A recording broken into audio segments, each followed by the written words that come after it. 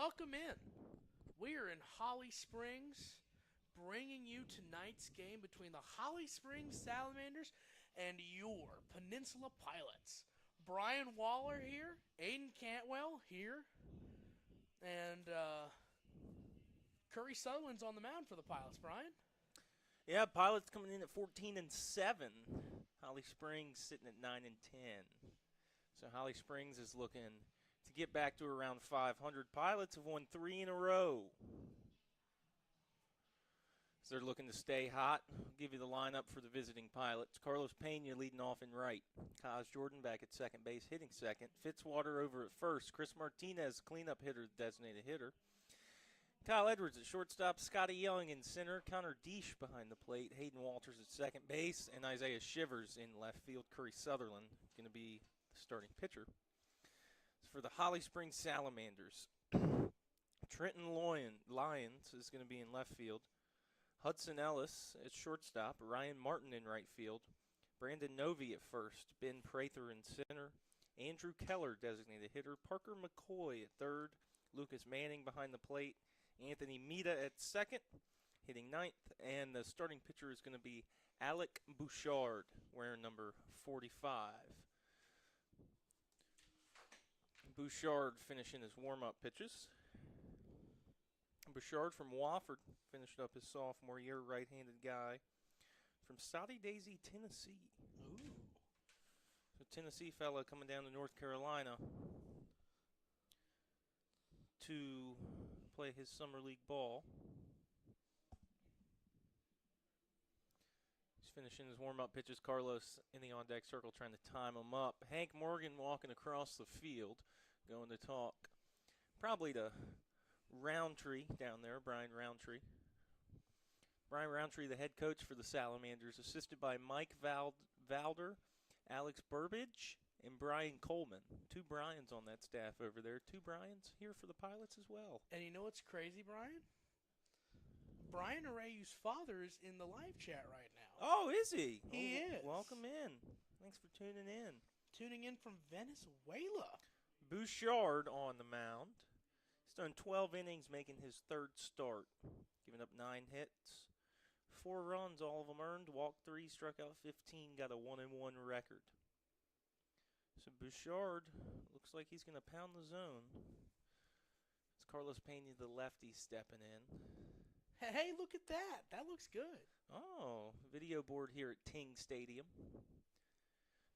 Got the name and school of the players as Carlos takes first pitch. You know, I'm really happy with how Holly Springs has started utilizing their video board.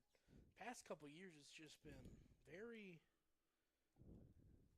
bland. But this year, they look like they've stepped it up, and I really appreciate them doing that. I guess us and Holly Springs are the only 2 in the East that have video boards. Carlos takes another strike. We're the only 2 teams that have video boards, Brian. Oh, really? Boone doesn't get one? Boone might. I didn't think about Boone. I figured Boone would since they're down there at App State.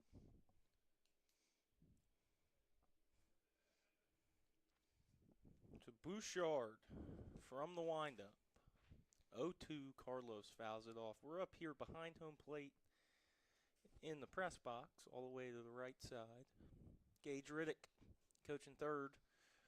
Oh, Sergio Miranda back off the injured list. Sergio back at first base. He's way down the right field line. Pena on the ground. It's going to be a ground ball to first baseman Novi. Flip to the pitcher, and they beat Carlos by a step. Carlos Pena, former Holly Springs Salamander, a couple years ago, before he became a Pilot. Up steps Kaz Jordan. Kaz Jordan had batting a respectable .309 on the year. Batting in the 2-hole tonight. He's playing, what's he playing? Second base. Yeah, he's back at second base tonight. Been playing a lot of center. Kaz coming in, hitting .309. He's got 3 doubles, 1 home run. The big number for him, 16 stolen bases, second on the team behind Kyle Edwards with 17. As he pops it up into right field, right fielder Martin taking a couple steps back. Makes play out number 2 here in the top of the first. Defense for the Salamanders. Loins in left, Prather in center, Martin in right. McCoy at third, Ellis at short, Mita at second, Novi at first, Manning doing the catching. Ting Stadium creating a little bit of a shadow effect as it's over the batter. Goes about halfway to the mound. So pitcher going to pitch from the sun into the shade. Fitzwater base hit other way into left field. Attaboy Grayson. Grayson with the first hit of the game. Just a line drive into left. Oh, here's the K-Man, Chris Martinez. Oh, Chris Martinez. Is that what they called him, K-Man? That's what they just called him. So we got strikeout victim of the night at Tri-City, K-Man in Holly Springs. And then Wilmington. Budweiser strikeout victim of the game in Martinsville. Martinsville does one. So Fitzwater at first, Martinez at the plate. Martinez starting to heat up over about the past week. Really, kind of when this big 11-game stretch started. Started swinging the bat a little better.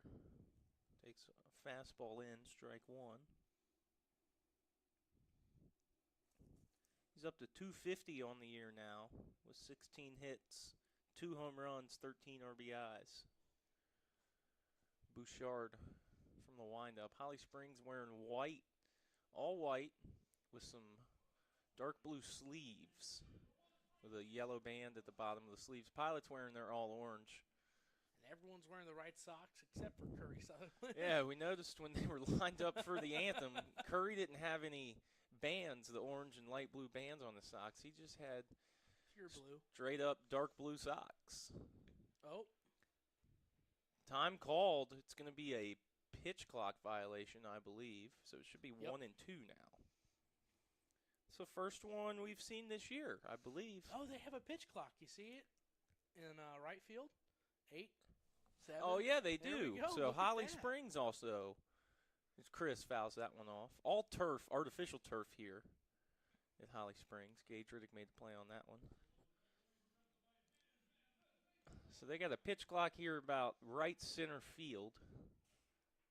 They might have one behind home plate, too. Yeah, I know. I didn't look when I went down there, but I'm going to assume there's got to be one the pitcher can see. Now the pitch clock is off. 1-2. Chris strikes out on a breaking ball in the dirt. Catcher Manning going to have to make a throw down. And they retire Chris. So ground ball, a fly out, a single, and a strikeout. Pilots send 4 to the plate, and they strand 1. That was Fitzwater at first after his single. So we're going to the bottom of the first.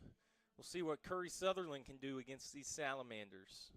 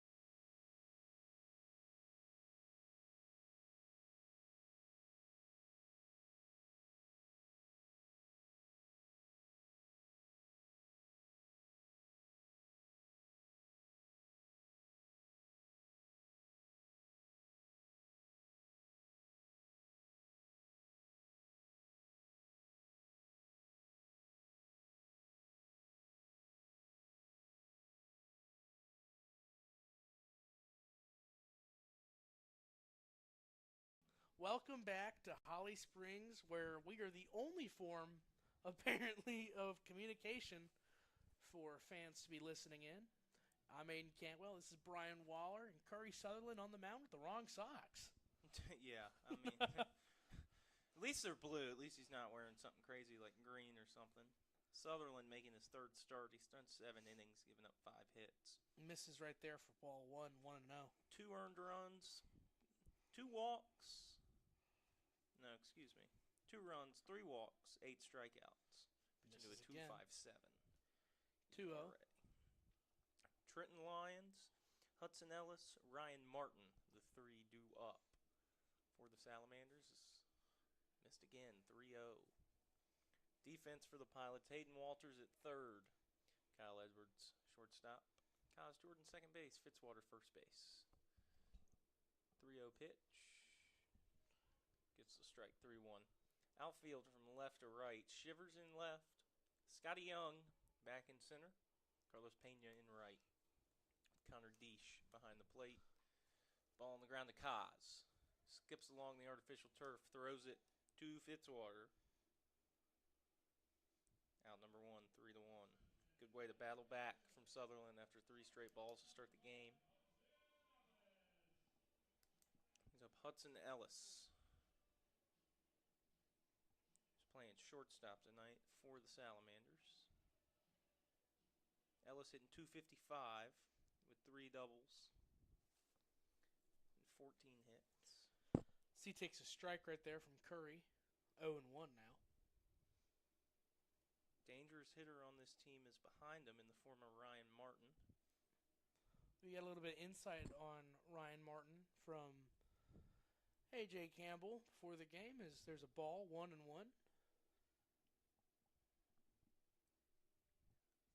He's a good hitter.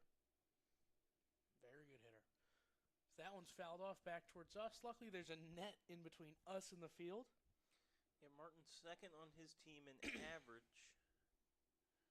Hitting .385. He's on deck. Anthony Mita is the only one above him, hitting .429. He's in the 9 hole. That one inside, 2-2.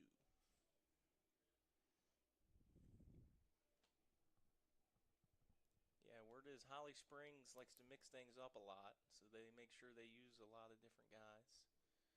Fouled off. Straight back. Here, Ting Stadium, 324 down the left field line, 400 to center, 304 to the right field line. A lot of foul territory here. And the bullpens are in right center field. Check swing, doesn't matter, called strike. Curry Sutherland, first strikeout tonight, out number 2. Pilots bullpen is closer to right field. I see a group of orange out there. Holly Springs pitchers made their way to the bullpen after the top of the first. So we watched about 12 of them walk out. Make the long walk from the third base dugout out there. Holly Springs on the third base side in the dugout. Pilots on the first base side. Ryan Martin steps into the box and takes his ball from Curry. 1-0. Martin on the ground. Sutherland got to pick it up and make the play.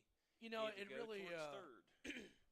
it really helps that Curry is also a two-way player. Yeah, when it it comes does. To that means he can field his position. Be interested to see how long Hank Morgan lets him go. He's had a kind of short leash with him, probably due to the fact that he is that two-way guy. You don't want to wear him out on the mound, but he's got some good stuff on the mound. I mean, absolutely. He's looked finally very swinging good. that bat. He's looked good on the mound all season. He started off a little slow with his bat, but he's really started picking it up. So after 1, Sutherland gets a 1-2-3 inning, and the Pilots got 1 hit. So we'll take a break, come on back for the top of the second.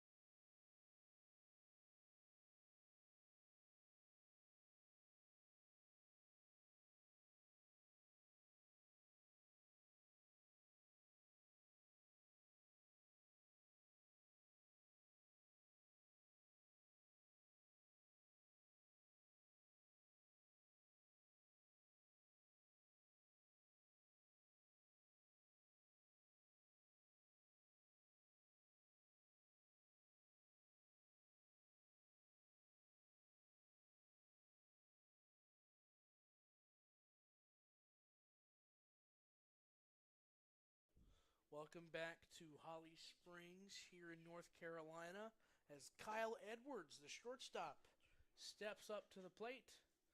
Brian, what can you tell me about Kyle? Kyle from Old Dominion University. He's hitting .268 on the year with 4 doubles, 2 triples, 12 walks. He's going to look to try and get on here to start the top of the second. As he swings and misses for strike one. He's got Scotty Young due up behind him, then the catcher Connor Deesh. I was about to say, I'm not sure who's on deck, but then I look over and I can see him over the window for how tall he is. So righty, lefty, righty. Kyle Popped up into right. Right fielder Martin makes the catch. Kyle steps on first and then hustles back to the dugout. Scotty Young back in center field tonight. Scotty's played some center. He's played some left. Hank Morgan could probably tell him to play anywhere, and Scotty would say, all right. Scotty just enjoys playing. He does. He laid down a beautiful bunt against Ashboro. That is what really throws people off. Scotty Young, a big, tall lefty, but he's not afraid to come in there and drop the bunt down. That was one of the most impressive bunts I've ever seen. He took a strike and then relayed something back to the dugout, possibly something to do with the pitches. Maybe tipping? Of Bouchard. Well, it's 0-1. Swing and a miss. 0-2.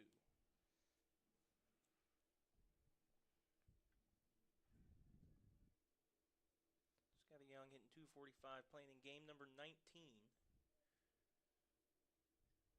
He's got 12 hits, 1 double, 1 home run, 11 RBIs.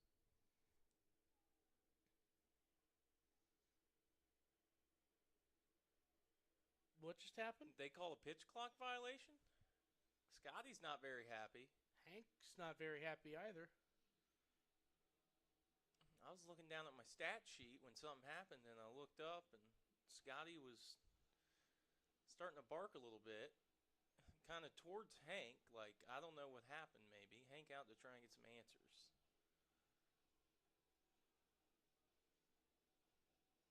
I know there looks like friendly conversation, a lot of patting on each other. There was an email sent out a couple days ago about reinforcing these pitch clock rules. Yeah, it was a strikeout on a pitch clock violation. Wow. That's the first one I've ever seen in person. I don't really know how to mark that. I guess a strikeout looking maybe? Swung on and missed by Deesh. That's a new thing with the... I'm going to write PCK for pitch clock strikeout. It's not a bad idea. You're going to have to do some Googling between innings. That's the first one I've ever seen that's resulted in a strikeout. I mean, I've seen it on TV before, but yeah, not like in person. That one missed high to Deesh, 1-1.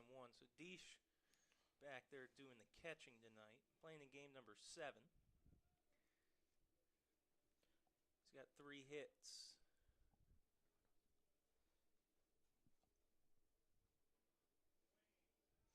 Connor swings and misses. It's now 1-2. We apologize for the quiet audio on YouTube. We appreciate Mr. Walker Fuller reaching out. Yeah, just let us know. We'll start adjusting stuff until we start blowing your ears out. 1-2 to the catcher, Connor Deesh. We don't have really any background noise here because we can't really hear anything on the field through the windows of this booth. It's a nice booth. And I'm not opening the window because it is way too hot out there. I agree with you on that one as Connor takes the ball 2-2. It's been heat warnings all over the country. Make sure you're staying hydrated, folks. 2-2. Bouchard still from the windup. To Deesh. Low. This is low. 3-2 now on Connor. First full count of the day for Bouchard. He's going to try and sit the Pilots down 1-2-3. Deesh trying to find a way on. And he strikes out swinging. So 2 strikeouts in the inning and a fly out. Ends the top half of the second. No runs, no hits. So, looks like Hank Morgan can come back out, maybe just talk some more about the pitch clock and stuff. But we're going to the bottom half of the second. Curry Sutherland trotting back out to the mound. He's going to look to continue the success he had in the first when we come back.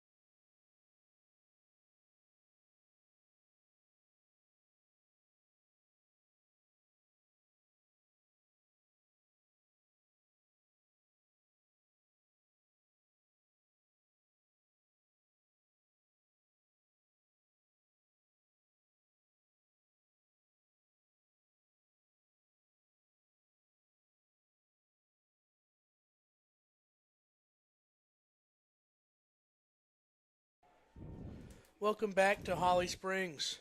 Curry Sutherland still on the mound as he deals a strike to Brandon Novy. So pitch clock strikeout. You can score it really just as a regular strikeout on the ground to Edwards. Throw the first. So they retire the first batter of the inning, the first baseman Brandon Novy. Oh, Brian, look, there's one of the drones. You see it in center? Where? Oh yeah, Holly tough Springs to see it through has the net.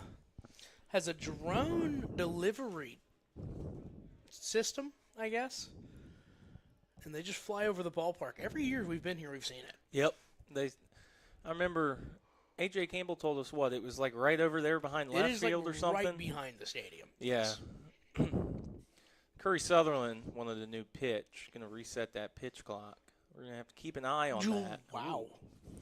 Breaking ball almost hit Ben Prey through the center fielder. Instead, it's ball one. So I'm just going to score the pitch clock strikeout as PCK. That's fine. On the ground, one hopper backhand. Kaz Jordan kind of popped out of his glove, but he stayed with it, made the play. 2 ground outs here. What a job by 2 Kaz to stay outs. with that ball right there, Brian. That easily could have got away from him. Yeah, that was a hard hit, kind of a short hop where he went down to a knee and tried to backhand it. Good thing it popped straight up. He was able to just snag it out of the air with his bare hand. And now the lefty, Andrew Keller, the designated hitter. Keller hitting .308, 12 hits and a triple. And he's got the first hit for the Salamanders. A base hit into right that bounces in front of Pena. So each team with 1 hit now. That one a 2-out single. The Holly Springs Salamanders are being aggressive at the plate. Number 9, Parker McCoy, the third baseman. McCoy Fouls playing that in one game back. number 12.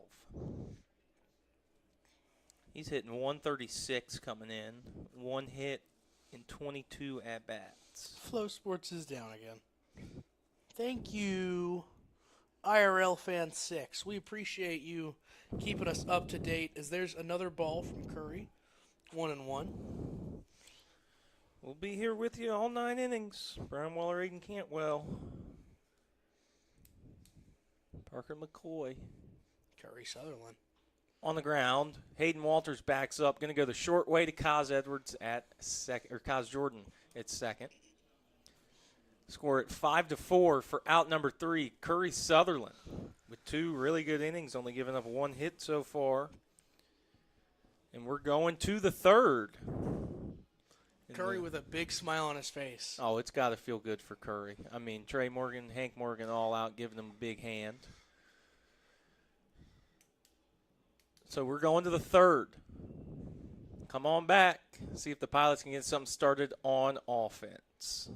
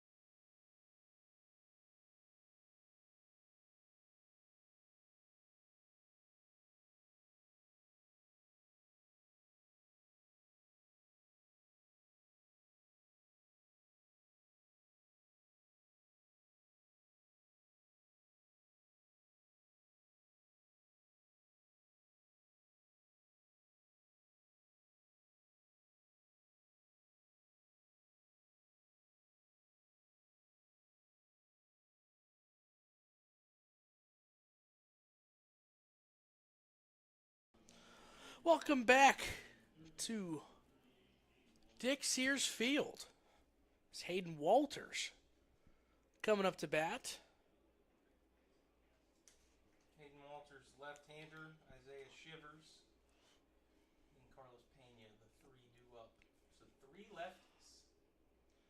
Welcome back. That one fouled off. Hayden Walters hit it off the roof covering the grandstands here. 0-1.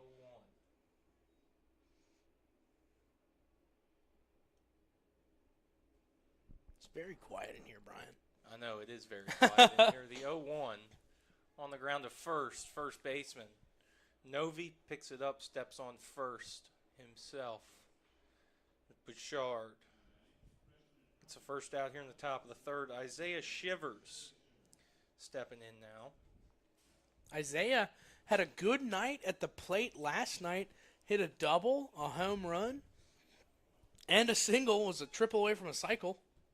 Yeah, Isaiah Shivers with a real good night, and that's something good to see out of him. He's played well on defense, but he's been putting team at-bats up at the plate, but it was nice to see him finally start getting rewarded.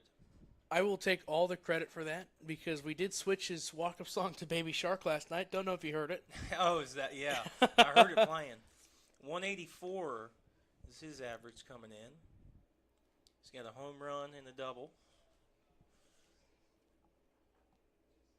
Lefty with the 0-1 count against the right-hander, Alec Bouchard.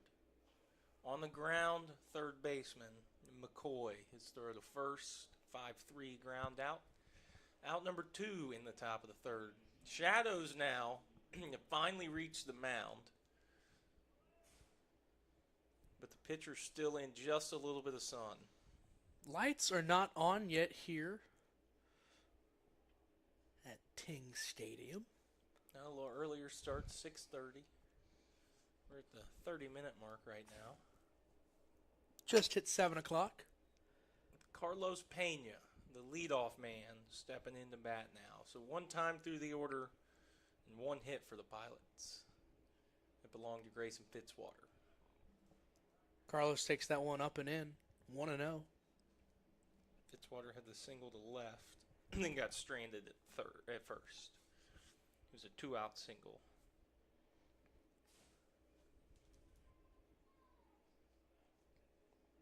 Bouchard with 3 Ks on the Pilots. First time through the order. Pena hits one deep to right.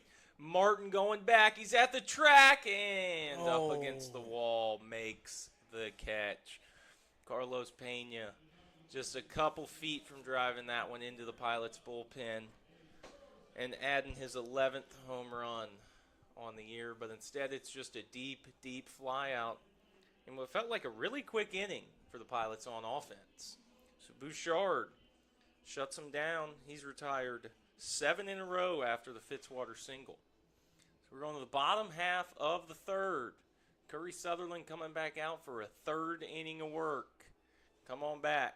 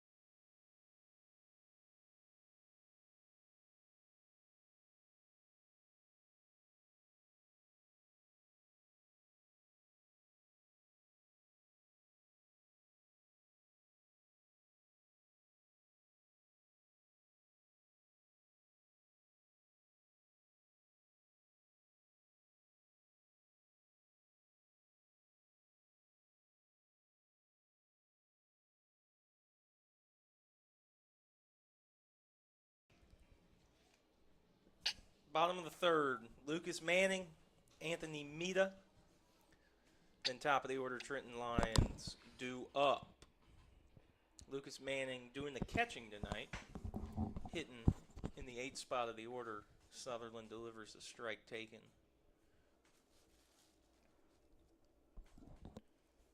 For Manning on the year, as he takes another strike, 0-2 now. Manning hitting 250, playing game number 7. Sutherland plonks him. So the catcher, not very happy. He had to wear that one. Sutherland upset. 0-2 pitch. I highly doubt there's any intent behind that. But a hit by pitch is the second base runner for the Salamanders. But most importantly, that's a leadoff hit by pitch on an 0-2 count.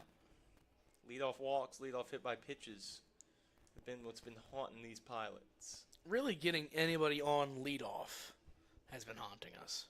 So Anthony Mita, the second baseman. As it looks like Curry and Connor just got crossed up. That's a ball to the number 9 hitter. Mita hitting .429. 35 at bats with 15 hits, 2 doubles, 1 triple, 1 home run. That one misses high. 2-0 now. This will round out first time through the order for the Salamanders. Upstairs, 3-0. Curry really working that pitch clock down. Oh, that's odd.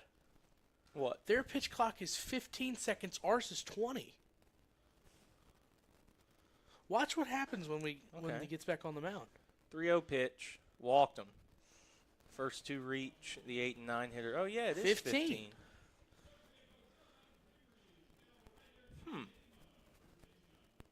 Interesting. That might be. That makes me want to look up the pitch clock rules. So hit by pitch and a walk. I might go ask them right now because. Put Manning. Time to send an email to the commissioner. At second, Mita at first. Actually, let me just look at what he said. Leadoff man Trenton Lyons due up with 2 on, nobody out, and he takes a ball outside. He Grounded out to the first baseman, Fitzwater's first time up, who had to flip it to Sutherland over covering.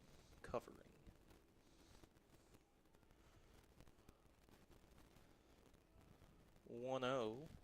Sutherland from the stretch gets a swing and a miss. 1-1.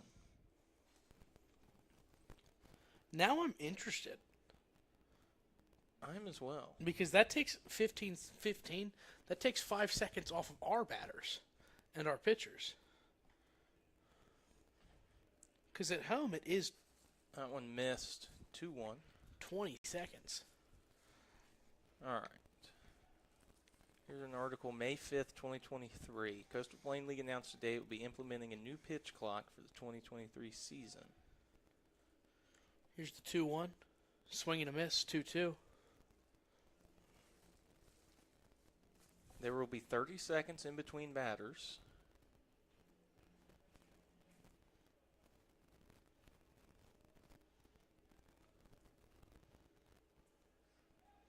The league will adopt the professional Swing and a rules. miss. Strikeout for Curry Sutherland. Gets the first out of the inning. Sorry about that. You're Brian. good. I'm over here doing some research. During Hudson at-bats, Ellis coming up. the league will adopt the professional rules of giving pitchers 14 seconds to pitch when the bases are empty and 18 seconds with runners on. And Hank Morgan's going to go to the pen. Oh, have we been doing it wrong? I don't know. That might be. We'll have that little conversation on the bus. Just something. Good eye, though. Finding that out. So Sutherland. Wait, is he getting taken out? Nobody's coming out of the pen yet. I think Hank's just talking to him. Has one out as he struck out the leadoff man, Lyons.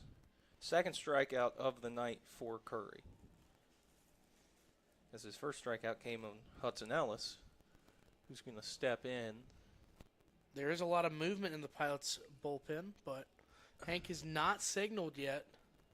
I know they brought the walkie-talkies They did bring the walkie-talkies, to be Gage. able to communicate. I showed Gage where to find them.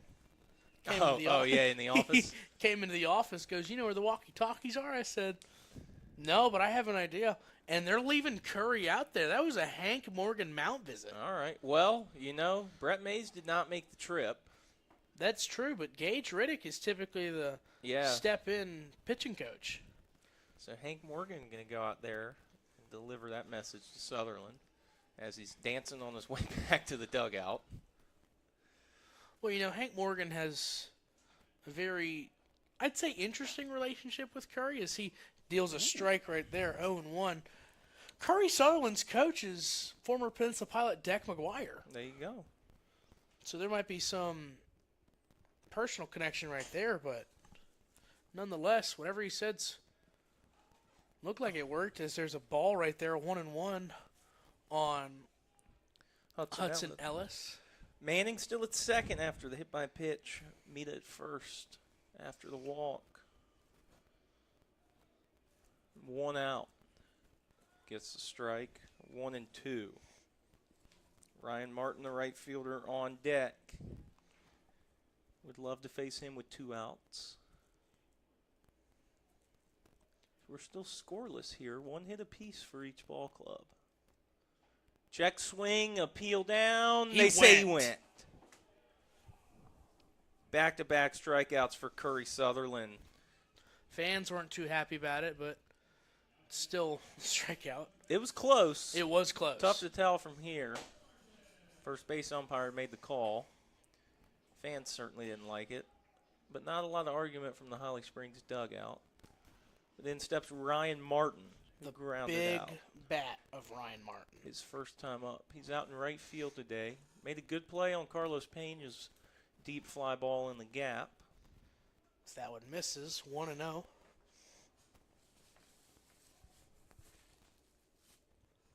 Oh, they even got their signatures up on the board. That's pretty cool. Runner off and going, but just a third. Throw goes down to second. He's in a pickle. So Manning over to third. Fitzwater going to tag out Mita before Manning comes in to score. No run. All right, umpire turning around, letting us know. No run. So Martin is going to stick around at the plate. It's a stolen base for Manning. But Mita broke late to second. And a good heads-up play by Connor Deach to throw to second. Well, that's what a lot of teams have been doing on us, too, when we're trying that double steal. They're throwing down to second. And it's worked a couple of times, but this time it worked for the Pilots. So Deach gets the caught stealing as he threw it down to Edwards, who had to flip it to Fitzwater on the way back to first to tag out Mita, out number 3. We're going to the fourth. It's scoreless through 3 here at Ting Stadium.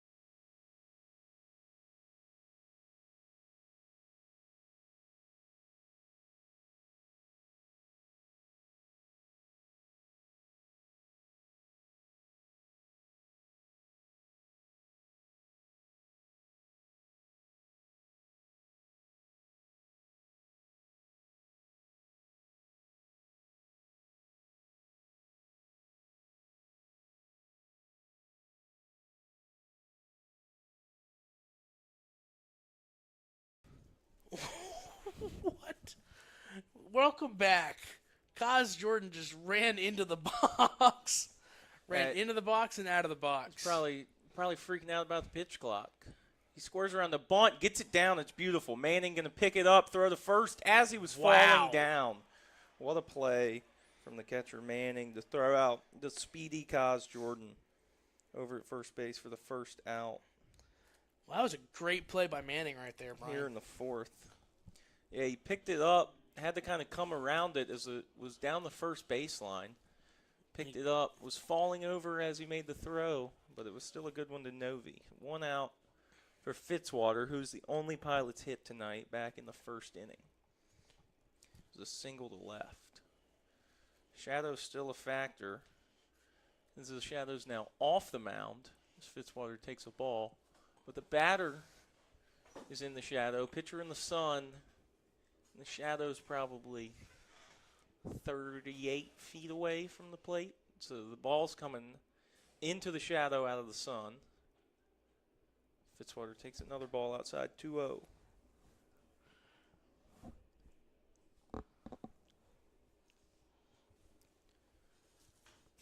So we're through 3 in a scoreless game, 1 hit for each team. Fitzwater takes another one outside, 3-0. We Will Rock You is getting played here again, and maybe I'm the one that's playing it wrong. Maybe you need to be playing it on defense, man. I don't feel comfortable doing that. As Grayson takes one down the middle, 3-1. Probably an auto take right there. Pilots have only had 1 runner reach base. And it was in on fact the Grayson. Hit. Bouchard, 3-1. Fitzwater, swing and miss. Full count. Grayson trying to find a way on for Chris Martinez.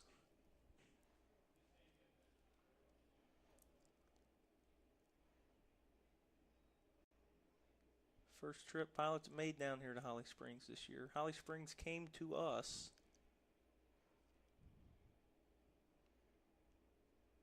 Here's the 3-2. Fouls it away down the third base line. We'll do it again. McCoy gave it a little jog.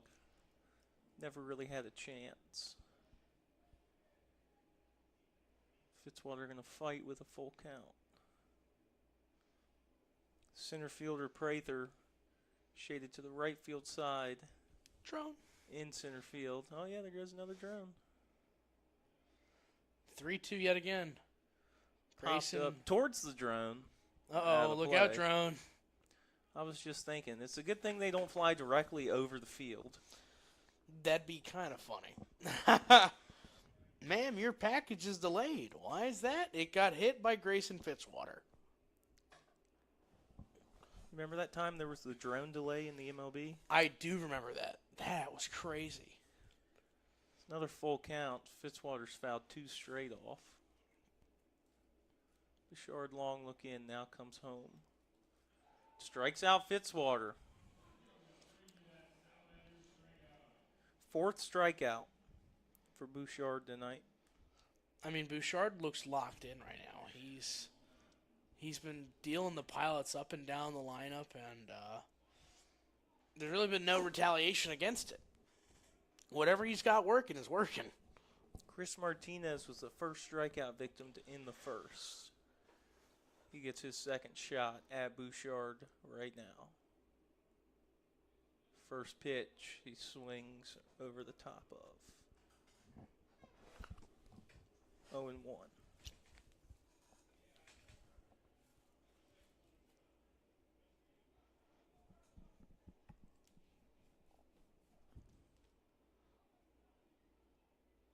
Chris on the ground right off the pitcher, Bouchard. It redirects towards second base, and they get Chris by a step. Bouchard able to recover and make the play as he had to go behind him after it deflected off his glove. So that's now 10 straight retired by Bouchard.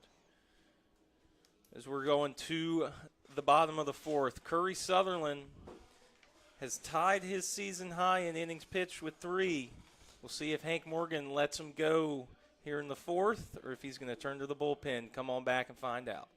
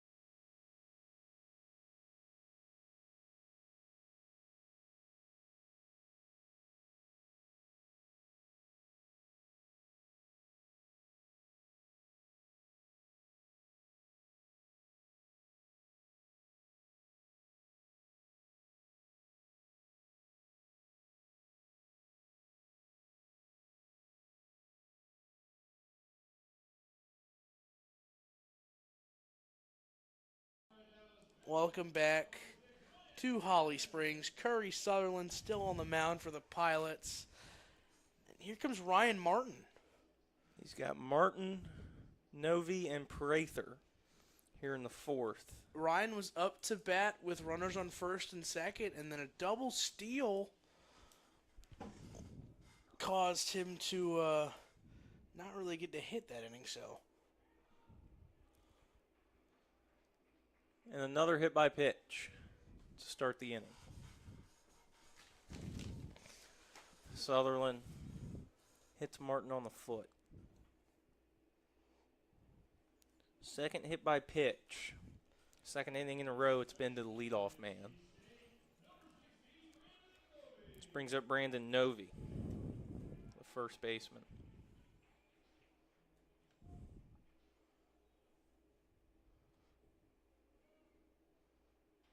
He hits it on the ground to third. Walters to Jordan to Fitzwater. 5-4. Oh.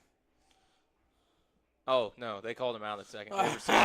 They were saying no on the contact on the slide.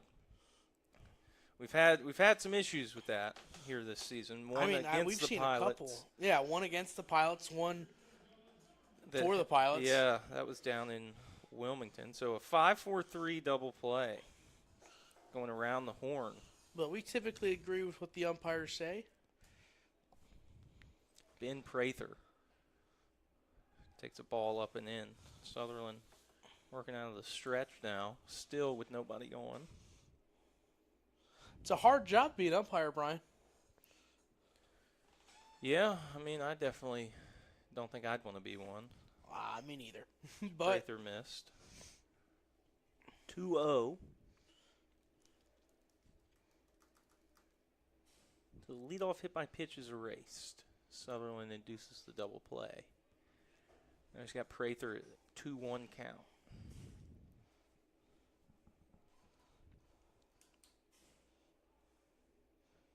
Good crowd here down the right field line.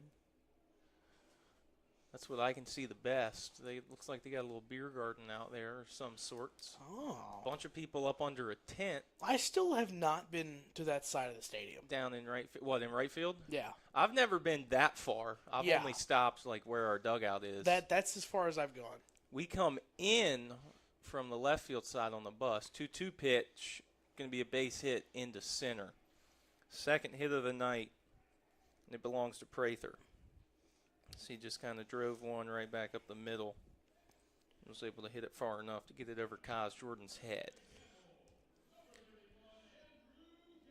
Here comes Andrew Keller now. Yeah, but it seems like here at Holly Springs, I mean, that's where all the action seems to be. The fans are pretty full on the stands are full of fans on the other side, but stands are full of fans. That's a bar. Yeah, that was it. It was just rolling out. Keller takes a ball away. Oh, there's the Mander. Oh, the Mander walking in front of the booth. Maybe that's like their party deck. That's my best guess. 1-0 to the designated hitter Keller. He had the first base hit. He swings and misses. His base hit was to right field. Right in front of Pena. Prather just got the second hit. 2 hit by pitches and a walk as well. Runner off and going, and it gets by Deesh all the way back to the screen. It's going to be a wild pitch and, a stolen base. I mean, that was a heck of a pitch to run on. It was a wild pitch. Yeah, Prather picked the right pitch to run on. Runner now at second now. With a 2-1 count, 2 outs here in the bottom of the fourth. 7 stolen bases for Prather now. Excuse me, bottom of the fifth. No, bottom 4. Bottom 4? Yeah, okay. You're right. Like I said, Brian, I'm going blind. It's hard for me to see sometimes. This net doesn't help. The net does not help. We're looking through to see the board. Popped up. Walter's going to give it a run. Shivers as well as Edwards, but it's out of play. Over up into the net that covers the playground here at Holly Springs. And that's right where we come in. That's right. Bus Parks. Wonderful bus driver Carl Parks. Right down there on the left field line. We come in, we walk right past the playground. As here's the 2-2 from Curry. Runner on second, 2 outs.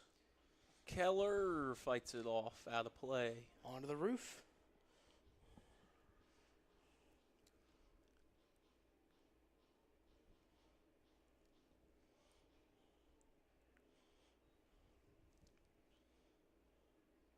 Sutherland still from the stretch. 2-2 again. Runner holds on the ground. Fitzwater has it. He's going to step on first and continue to the dugout. So a hit by pitch, a double play, a single, and a ground out. 4 to the plate. Curry Sutherland gets out of the trouble. We're going to the top of the fifth. Still scoreless here at Ting Stadium.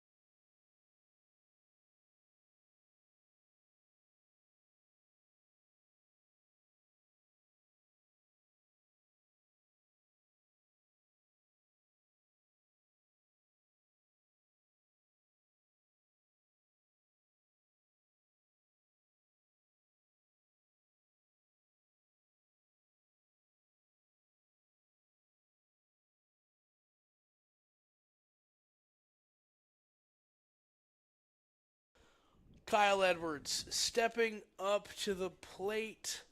Still nothing here at Ting Stadium. Top of the 5th inning. Edwards flew out to start the 2nd. He's going to look for some better success against Bouchard here in the 5th. He takes a ball. This fast-moving ball game. We're not going to say anything about that again. You're right. We're just After we're moving fast. After some of the ball games we've had. We're moving fast. That's all we're going to say. We're moving fast. Edwards with a 1-0 count. Home plate umpire says reset the pitch clock. Scotty Young, Connor Deesh due up. 1 hit for the Pilots, 2 for the Salamanders. Edwards turning back on that one. Ball 2, up and in again. 2-0.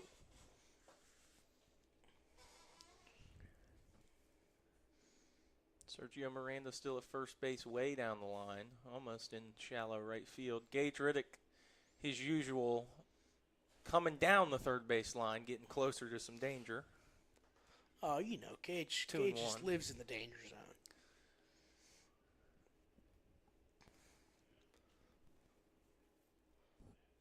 2-1. Bouchard. Strike 2. Edwards takes. 2-2 now. It's back even.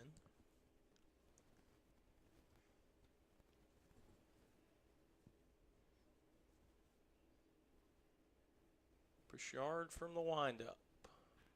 Edwards single into left, right through the third baseman and shortstop. Second hit for the Pilots. And it's pretty much the exact same thing Grayson Fitzwater did, except for Edwards, he's got to pull it. Grayson just kind of pushed it the other way. But well, one's a righty, one's a lefty. Mm-hmm. So maybe that's the side of the plate that Bouchard likes to live on, into righties and away to lefties. Scotty Young in now. Scotty Young, there's Pick a off pickoff attempt. Edwards was jumping. Got to be careful on that. Scotty Young struck out on a pitch clock violation. His first at bat. First one I've ever seen.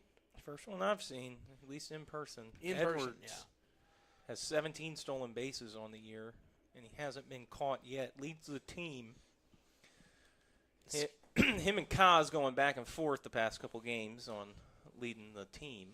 Scotty takes a ball right there, 1-0. Kaz finally got caught stealing for the first time. He's got 16. Wasn't that last 17. night, too? Yes, it was. Scotty squared around the bunt, pulled it back, called a strike. Scotty kind of shocked at that call, 1-1. Scotty was frustrated with the pitch clock strikeout.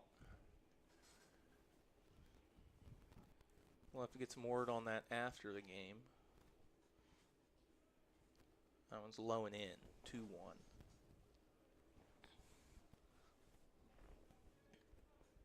I know you're supposed to get, even with a runner on, you're at least supposed to get more time, even if it's not the correct time, but it's 15 seconds all around.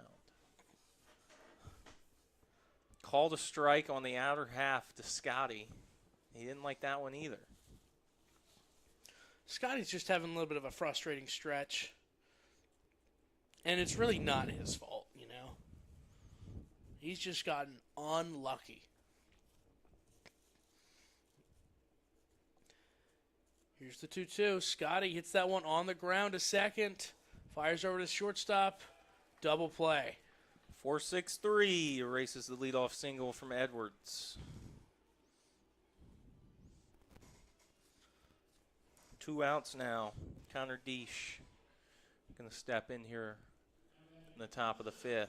Try and get a 2-out rally started and put the Pilots on the board. Still scoreless.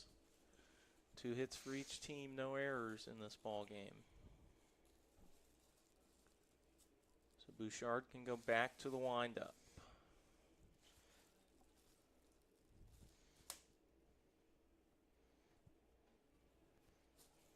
Called strike. 0-1. Sun's almost set, and Brian, the lights still on. haven't been turned on. There's no sun on the field anymore. Swung on and missed 0-2 to the catcher Deesh.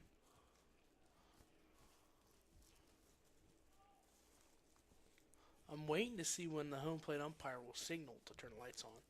Because that'll happen at our place when we're having some tournaments. You'll see him kind of wave to the box and be like, lights. And then we'll... Time called. Believe it was another pitch clock.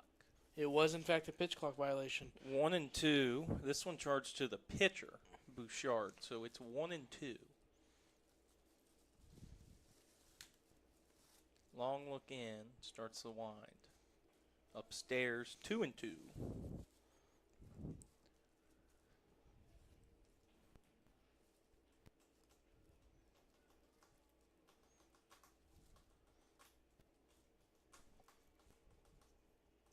Four, three, two, one. Started just in time. Swung on and missed. Got the strikeout. So single, a double play, and a strikeout. That's strikeout number 5 for Bouchard tonight. So he gets Deach swinging. So we're going to the bottom of the 5th. And it looks like the Pilots are going to the bullpen. So we'll give you that new pitcher when we come back.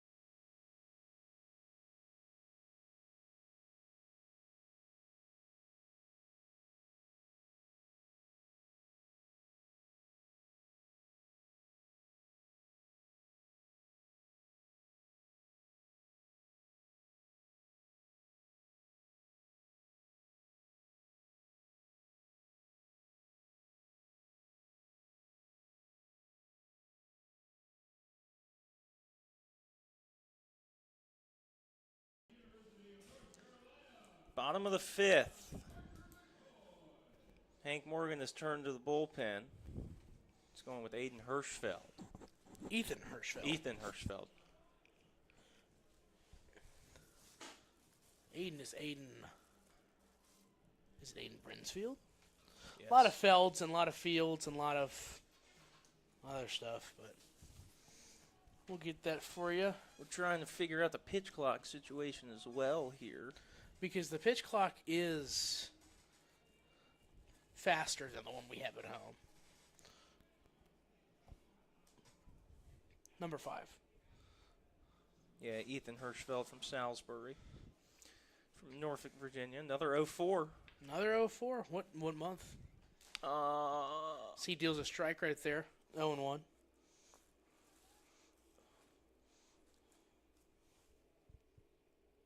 What number? 9. September. 2 days before He's my birthday. younger than me. It's so weird. He delivers 2 strikes looking to Parker McCoy, the third baseman. He's got him 0-2. So Curry goes 4 strong innings, only gave up 2 hits, no runs, struck out 3. Oh, that's a close one right there. 1-2 now. It's getting dark out there. I think the lights are finally cutting on. I don't know. One of them in the outfield looks like they're starting to warm up a little bit. That might just be the sun heating off of it because 1-2. Struck him out looking. Hirschfeld gets the strikeout on the first batter he faces here in the bottom of the 5th. For Hirschfeld, this is his 5th appearance. He's thrown 4 1/3, given up 3 hits, 3 runs, walked 5, struck out 3, has a 1-1 win-loss record. So he picks up strikeout number 4. there's a ground ball to Season. Walters. Fires over to Grayson, makes the play. 2 quick outs for Ethan Hirschfeld. Number 9 hitter Anthony Mita stepping in now. He walked in his first at bat. And then on that double steal, the throw went to second, and he stopped to try and get in a rundown to allow Manning to score after he stole third. But ultimately, he was tagged out.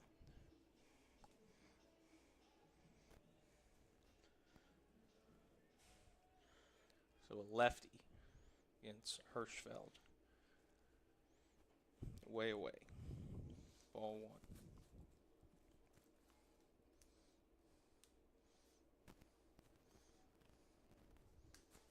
Hirschfeld going from the stretch even with nobody on. Missed away again. This one a little closer, 2-0.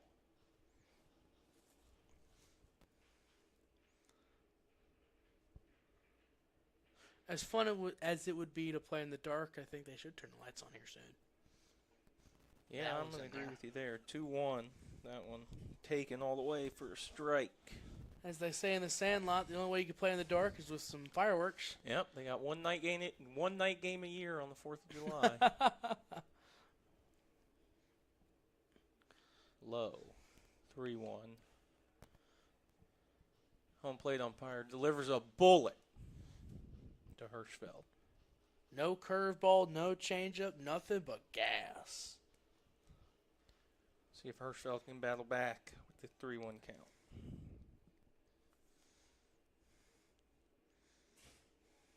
Oh, doesn't get the call on the inside part. Ball 4.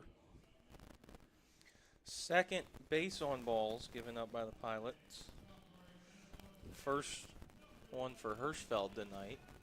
Turns the lineup order to Trenton Loyens, the left fielder. Sutherland had 2 hit by pitches and 1 walk, but was able to get out of it.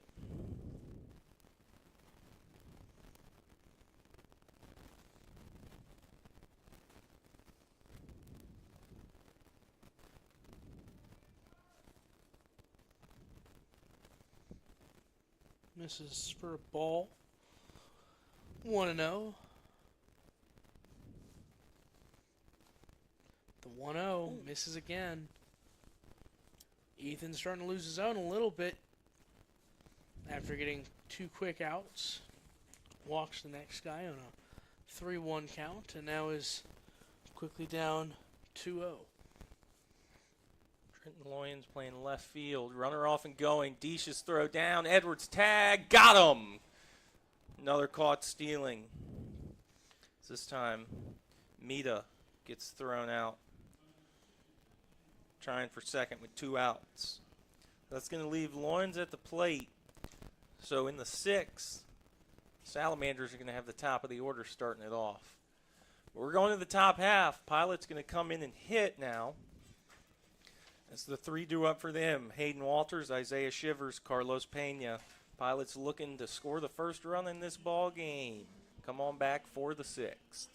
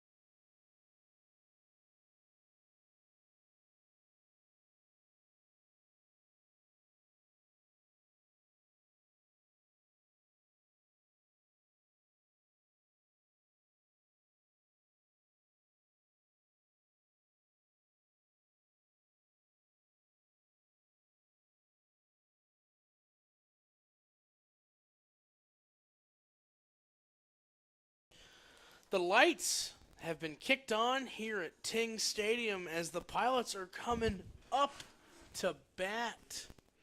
Here comes Hayden Walters. Walters, Shivers, Pena. Bouchard still out there on the mound, and why not? Only giving up 2 hits. So the Pilots have only left 1 on base. Second hit was Edwards. He got erased with a Scotty Young double play.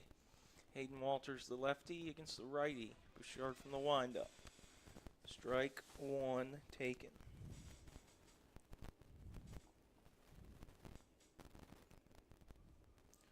Hirschfeld hit a little bit of trouble there in the bottom of the 5th, but was able to work out of it.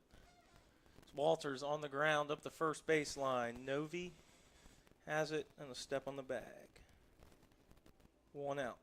As Isaiah Shivers steps in now. Grounded out to third, back in the 3rd.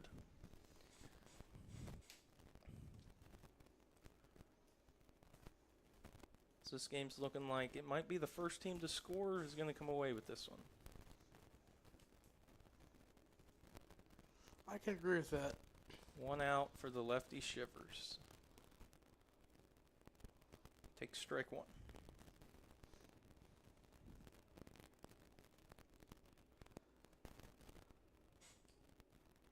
Still some light from the sun out beyond the outfield fence. Kind of out towards the bullpens and beyond that. Shivers swung right through the off speed, 0-2. Carlos Pena is 0 for 2 on deck.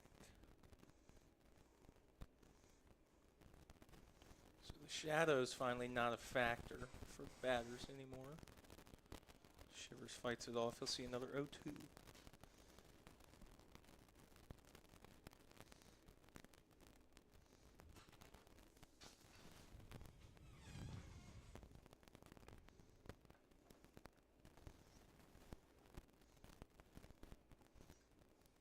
Bouchard shakes off his catcher, Manning. Shakes him off again, then gets what he wants. Comes home. Shivers, check swing, appeal down, no go. Manning thought they had the strikeout. Instead, it's a 1-2.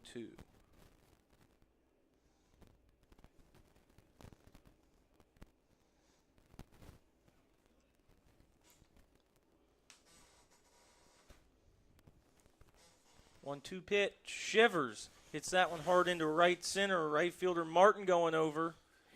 And it bounces up and I think maybe into the bullpen. Ground rule double for Isaiah Shivers. So Isaiah Shivers, 3rd hit of the night for the Pilots. And as we said before the game, Shivers' bat is really starting to heat up. Baby Shark. That'll do it. That's a double. I'm unsure if it bounced into the bullpen and over the wall or maybe through a crack in one of the bullpen doors. From what it looked like to me, it looked like it hit the outfield warning track and bounced right over the wall into the bullpen. But Prather and Martin had to throw the hands up. So there's 1 out with Shivers at second for Carlos Pena. Fights that one off. Foul. 0-1.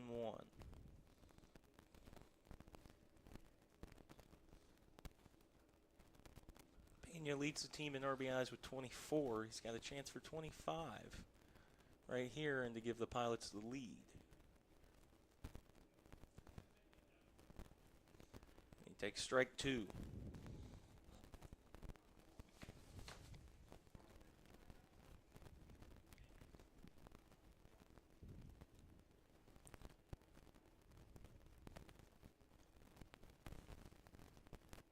Bouchard set. Shivers not really being held on.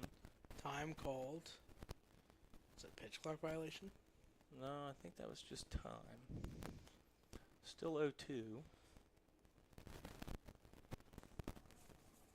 Shivers at second. He holds. Pena deep into left center field. Left fielder Loynes going back, and Carlos Pena has home run number 11.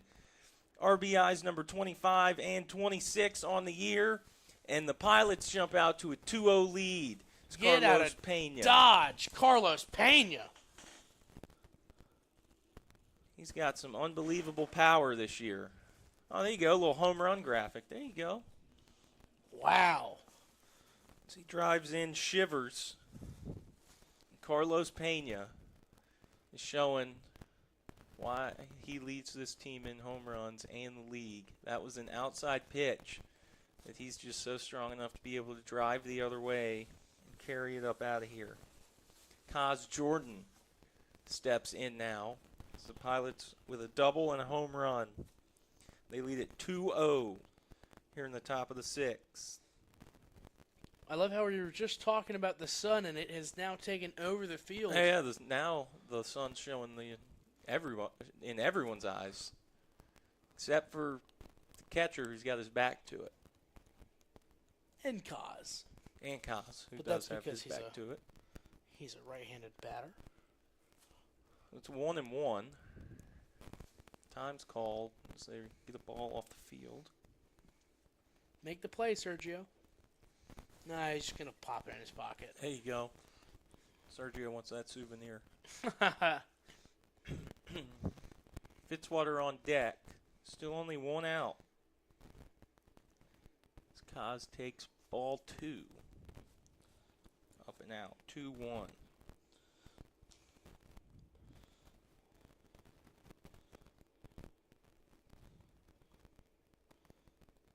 Bouchard coming in. Now he's back even 2-2.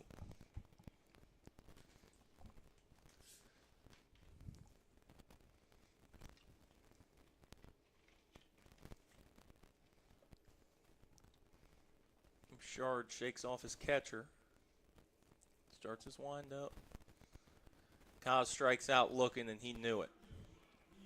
Bouchard must have fooled him with that one. 6 strikeouts. And up steps Grayson Fitzwater. Grayson had the first hit of the game for the Pilots. That was a single in the left back in the first. Then Bouchard retired. 1, 4, 7. I believe you said 10. 10. 10 straight until Edwards led off the 5th with a single. And then Scotty Young grounded into a double play. And Bouchard was right back in his wheelhouse. Popped up, out of play, catcher remaining, giving it a run. That's off the roof. Then after that double play, he was able to settle back down. Till this inning started out getting Walters with a ground ball to first. Shivers in an 0-2 count drove a double to the wall that actually bounced over the wall. Then Carlos Pena battled back and was able to hit a 2-strike homer the opposite field to left.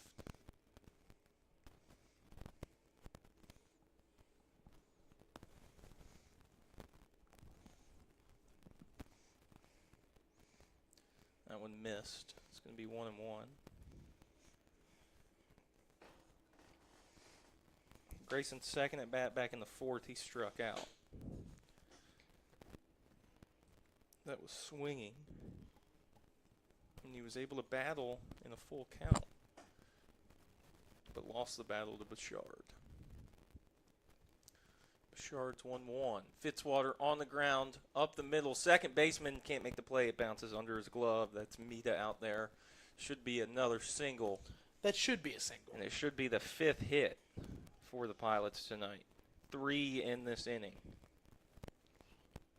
Grayson Fitzwater has his second hit tonight. And here comes Chris Martinez. Chris, 0 for 2, strikeout and a ground out. Ground out was the one that went off of Bouchard's glove as Chris swings and misses at one out of the zone. Went off of Bouchard's glove, kind of bounced behind the mound towards the second baseman. But Bouchard showing off his athleticism and bouncing off the mound to go get it and still throw Chris out at first. 0-1, 2 outs. Chris takes strike 2 inside. Didn't really agree with it as he has a word for the umpire. Manning looked like he might think about trying to backpick Fitzwater there, but ultimately held onto the ball. It's 0-2.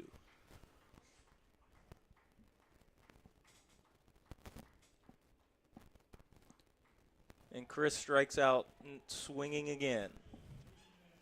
Manning able to hang on to it. That's going to be 2 strikeouts in the inning. 7 overall for Bouchard. But the Pilots got to him. They put up 2. Shivers with a 1-out ground rule double. Then Carlos Pena with a 2-run opposite field home run gave the Pilots the lead. And then they strand Grayson Fitzwater at first after his single. So we're going to the bottom of the 6th. Pilots lead at 2-0 thanks to Carlos Pena and his 11th home run on the year. Come on back, because the Pilots are going to have a new arm on the mound.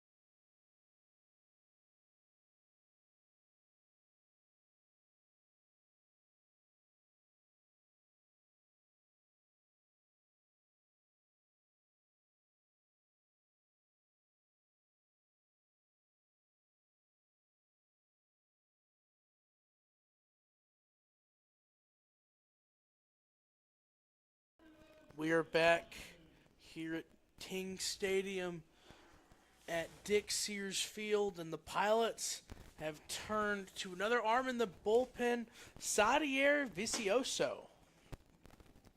This is going to be his 3rd appearance.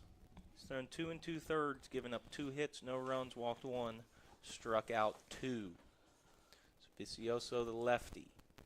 First pitch in is a strike called. It's the leadoff man, Trenton Loynes. He was left at the plate after Mito was caught stealing in the bottom of the 5th. Loynes is over 2 tonight already. Now he's in a hole 0-2 quickly. Pilots up 2-0 right now due to a 2-run home run from Carlos Pena after a ground rule double from Isaiah Shivers. And here's the 0-2, and he swings and misses. Strikeout for Sadi. First strikeout for him tonight. And on the season, his 3rd.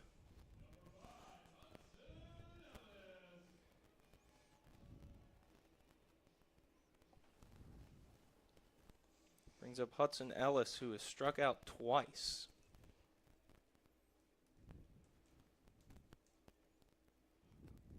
First pitch from Sadi is a strike. He's living on that outer corner, and he's getting the call. If it works, it works.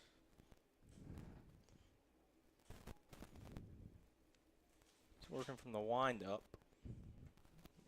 Too far out that time, 1-1. Ryan Martin's on deck. He's grounded out, been hit by a pitch that was part of a double play. On the ground, Edwards got a backhand. It plants his foot, throw to first. Fitzwater kept his foot on the bag. He had to stretch towards right field.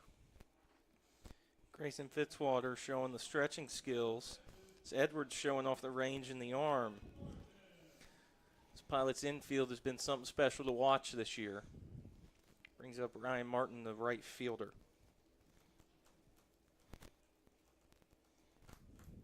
In the bottom of the 6th. Saudier misses away. 1-0.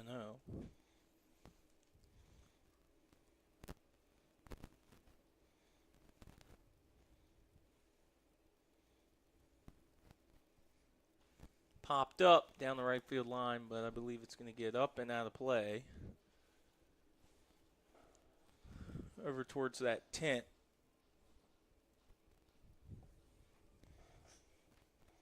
Down the right field line. 1-1. Lefty facing the righty. Into left field. Shivers going back, and I believe he did not make the catch. Got off his glove and off the wall. It's going to be a double. That ball was roped, and Shivers tried to make a lunging effort on the track right in front of the Carroll's sponsorship sign out there on the wall in left center. And instead it's a double. 2-out double for Ryan Martin. Good effort out there from Shivers. Looked like he might have come in on it a little bit at first off the bat. And then had to redirect. So it's a 2-out double for Martin, bringing up Brandon Novi. Oh, Lucas Schramm. All right, Lucas Schramm. Pitch hitter. We assume he's going to go to first base. I hope he's going to go to first base. It's going to make it a little bit easier on the scorers up here. He takes strike one.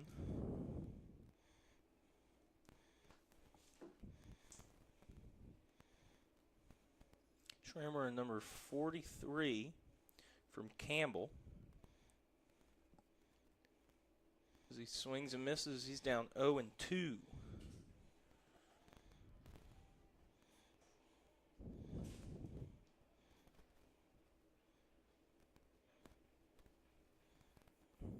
Schramm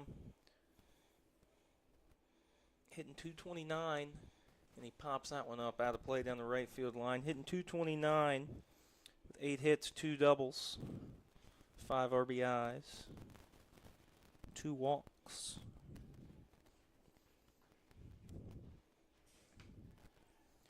He's still 0-2 against Vicioso.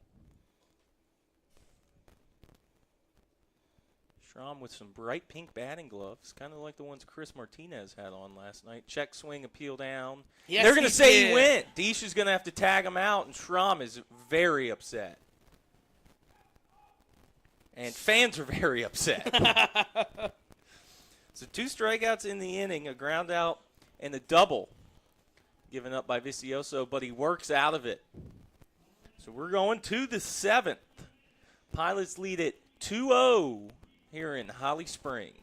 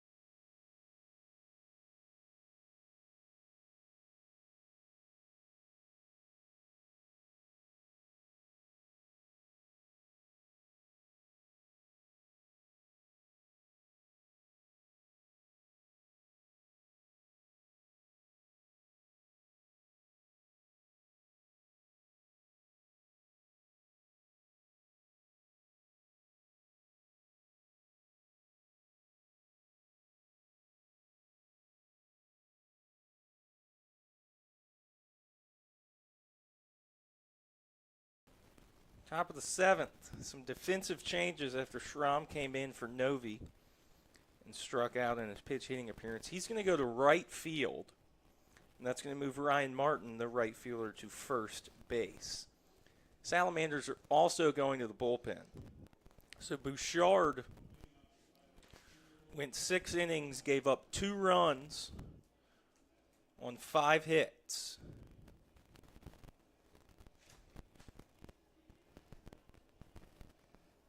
Excuse me, 6 hits. No, 5 hits. Yes, 5 hits. 2 doubles, or 1 double, a home run, and 3 singles. And he struck out. As he deals a strike to Kyle Edwards right there. He struck out 7. So a good night, other than the home run for Bouchard. New pitcher on the mound has Edwards down 0-2 very quickly. That new pitcher is going to be number 33, Grant Clevenger. From Nebraska. It is, in fact, Clevenger. Clevenger? Okay. Yep. So Clevenger from Nebraska is in now. Has Kyle to a 1-2 count. 3rd appearance. They're in 3 innings, giving up 1 hit, 2 runs, all of them earned. 5 walks, 5 Ks, 0-1 record. So now that we're straight on all the changes, Edwards hits it deep right field. Right fielder, who is not Martin anymore, Schramm. The ball's going to find him quickly up against the track. Out number 1. Scotty Young in now. Scotty struck out on a pitch clock violation and is grounded into a double play. So a rough night at the plate for Scotty.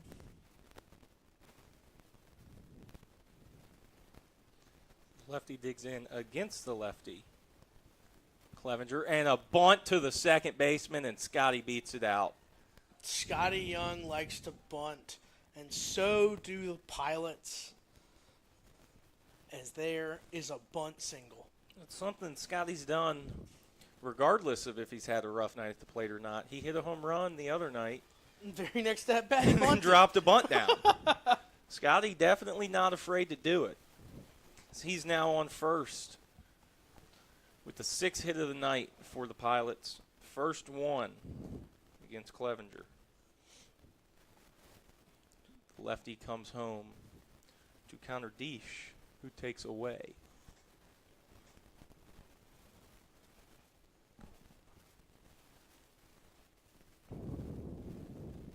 1-0. Deesh 0 for 2, 2 strikeouts, both of them swinging. Off and running is Young. Pitches a strike. Throw down goes into center field. Scotty going to get up and take off to third. As he doesn't even have to slide. Throw doesn't come in. It comes into second. So a stolen base for Scotty Young. And then he's over to third on the E2. Only 1 out. Scotty Young showing the speed. Like we mentioned before, Scotty's been a little unlucky as of late. He's gotten thrown out a handful of times. Scotty now in double digits in stolen bases, up to 10 in 13 tries. Oh, there you go. Is Deesh now with a big RBI chance. It's the first error of the game as well, charged to Manning. 2-1 on Connor. Connor needs to do really anything, and Scotty should come in to score. Deesh has 1 RBI on the year. Looking to bring in his roommate as there's a strike, 2-2. Deesh really didn't like it, kind of snapped his head around as he looked at Gage Riddick down the third baseline. But he's going to dig back in, 2-2, 1 out. Scotty Young at third, infield in for the Salamanders as they trail by 2. That's a pitch clock violation. No, come on. And a strikeout. Oh, it was. Oh, wait, It time was. called. I got it. Look at you. I saw that coming from And a mile out comes away. Roundtree. So it was the third base umpire who called it. Pitch came in and Deesh swung and missed. But the violation moves it to a full count. This is the most violations I've seen in a Coastal Plain League game. This is the most violations I've seen ever. Roundtree having a conversation with the third base umpire.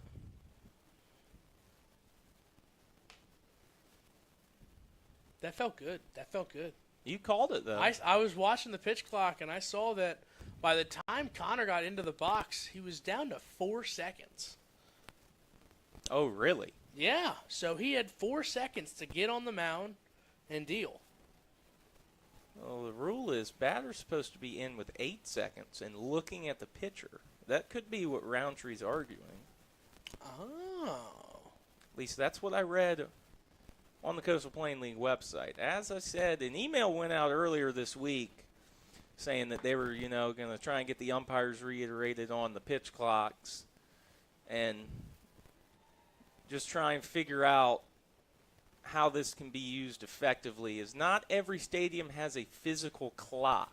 Only 2 do. It's us and Holly Springs. I know the league is shooting for every Next team. year. Next year? Okay, there you go. Next year, every team should have a pitch clock. So a full count to Deesh after the violation, and he fouls it off out of play.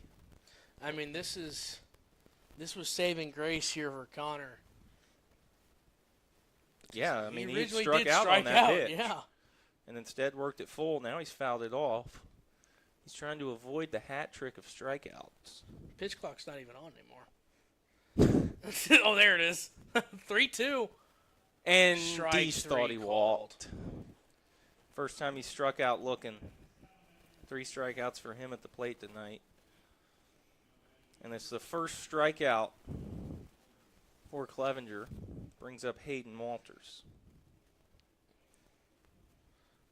Brian, correct me if I'm wrong, but these lights don't really seem like they're helping. Like, they help a little bit, but it still seems relatively dark on the field. Yeah, it does seem a little dark out Compared there. to our field, obviously. Sun still showing a little bit of light. That pitch all the way back to the screen, but a good bounce back to the pitcher, and he can't handle it. Scotty slides in. He's safe! The ball bounced off the pitcher, kind of off his glove, off his face, as he was kind of falling over as Scotty was sliding in feet first. Thankfully, Scotty doesn't have the actual true metal spikes on, as here at Holly Springs. We're not allowed to have metal You got to spikes. wear turf cleats or turf shoes or the molded plastic cleats like you get to wear in Little League. So that pitch was a ball. Scotty Young going to score on the wild pitch, but he was almost out as it took one of those War Memorial hops right back off the cinder block wall. But, I mean, that was a good slide by Scotty. He would have been safe even if the pitcher had it in his hand. Yeah, it was. He made contact with home, as there's a strike to Walters, before the pitcher even tagged him. Scotty Young is run number 3 for the Pilots. He reached on a bunt single, stole second, got the third on the throwing error by the catcher. And Hayden Walters just took a strike that was He doesn't agree with. off the plate. 1 and 2. Been some frustration on both sides with the zone tonight. 1-2, 2 outs. Way away. 2-2.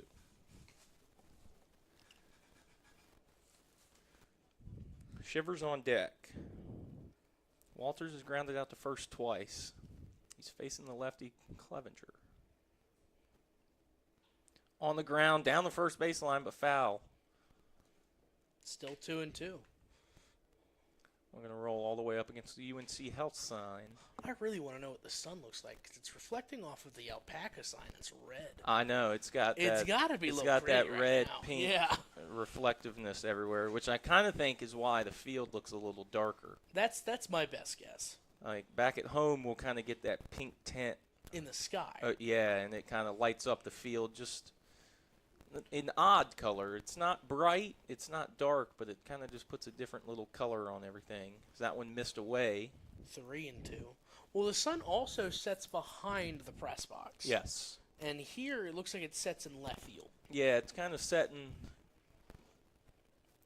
maybe in between the third base bag and left field, kind of somewhere over there. Somewhere in that area. Here's 3-2. Hayden pops it up. Third baseman, catcher's going after it, and he makes the play. Pilots do score a run, however, on a wild pitch. Scotty Young stealing home, scoring on it. It's 3-0 here. We're going to the stretch.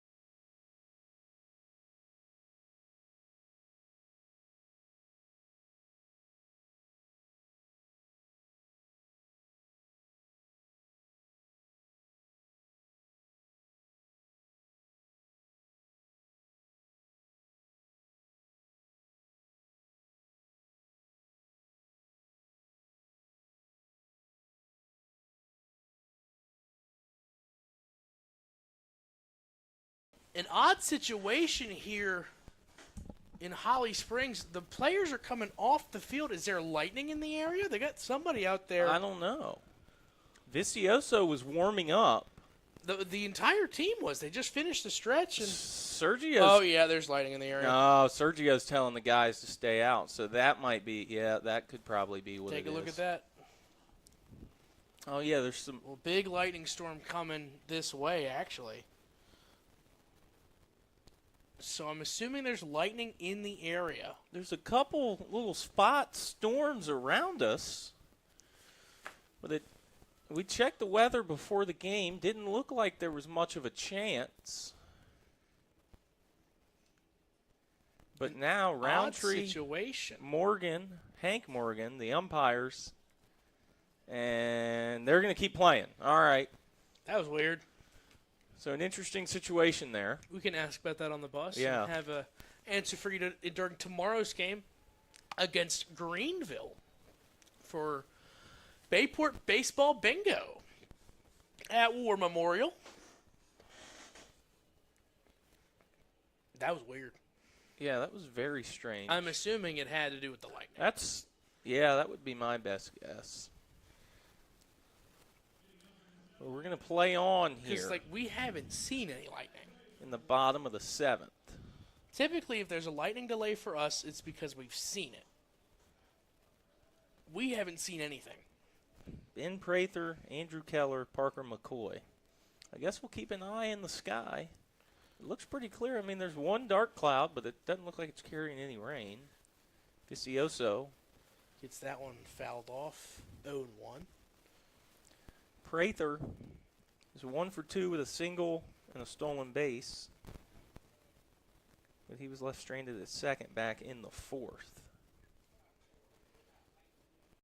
Yep, I just heard in the other room of the press box something about where is that lightning at?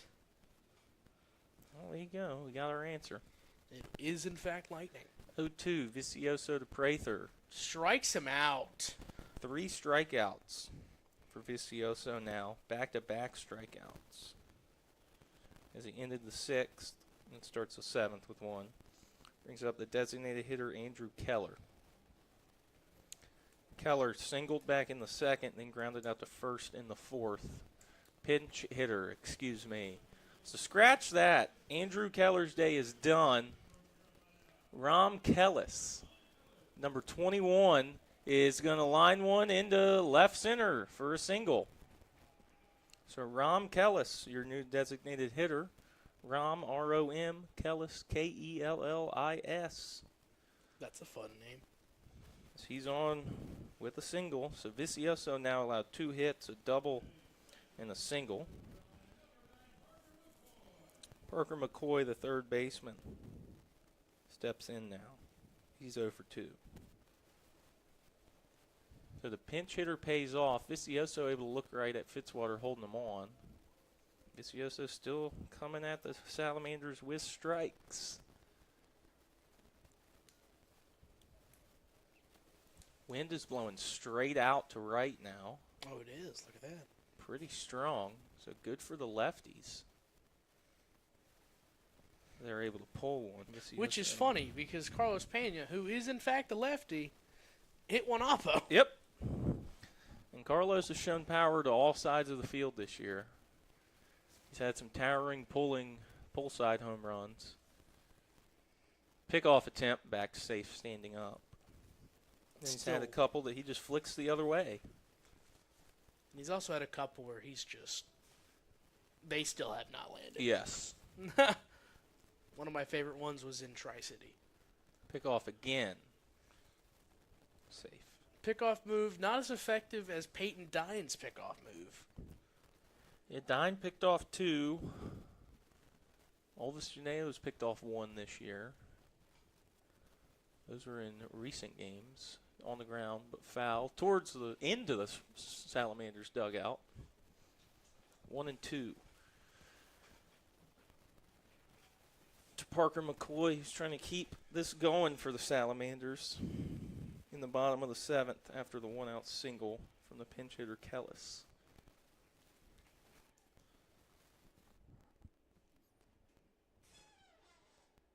Oh, there, I saw there, a flash, yeah. and that one's hit hard to left. Shivers watches watch it it bounce go. off the scoreboard. So that Scotty Young run proves very huge right now. It's the right-hander McCoy with a 2-strike, 2-run home run off of Vicioso. And it's a 3-2 ball game here. Whoa! Did you see that? They shoot off some They're fireworks? they're about to call the players off the field. Oh. Lightning just struck right behind left field. Holy moly, that was big. Players are coming off the field, and yeah, they're going to call a lightning delay right now. So a lightning delay That was after a the home run. strike. Did you, Brian? I really wish you saw that. I missed it. I was writing down in my book the home run. As Lucas Manning's going to be due up with 1 out. But right now it's a lightning delay. Which is 30 minutes. So 30 minutes. It's 8:20.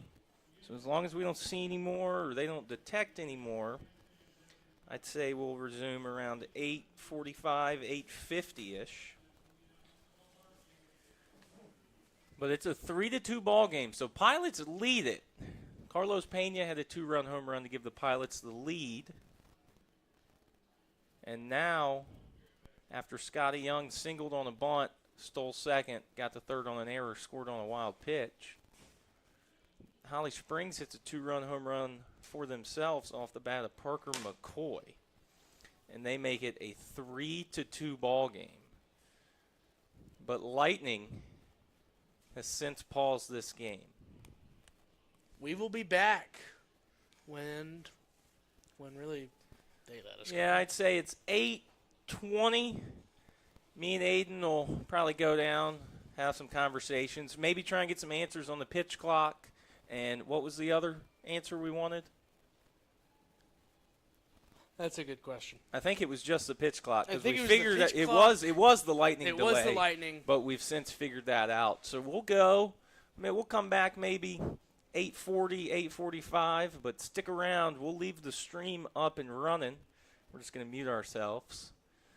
But it's a 3-2 ball game with 1 out in the bottom of the 7th after a 2-run home run from Parker McCoy puts the Manders on the board. And for McCoy, that was his first. Wow, Brian, you missed it again. There was another lightning strike. I saw it kind of flash. That was big. That was a big one right there. And for McCoy, his first home run, 4th and 5th RBIs as he puts the Manders within 1. So stick around, go do something around the house for 20 minutes, and then come on back. But we'll keep you updated. You can also look at Pilot's social media. Yep. And we'll try and keep you updated there on if this delay gets any longer of some sort. We're going to go try and get some answers. Pilots lead it by 1, but the Lightning has showed up and paused this game.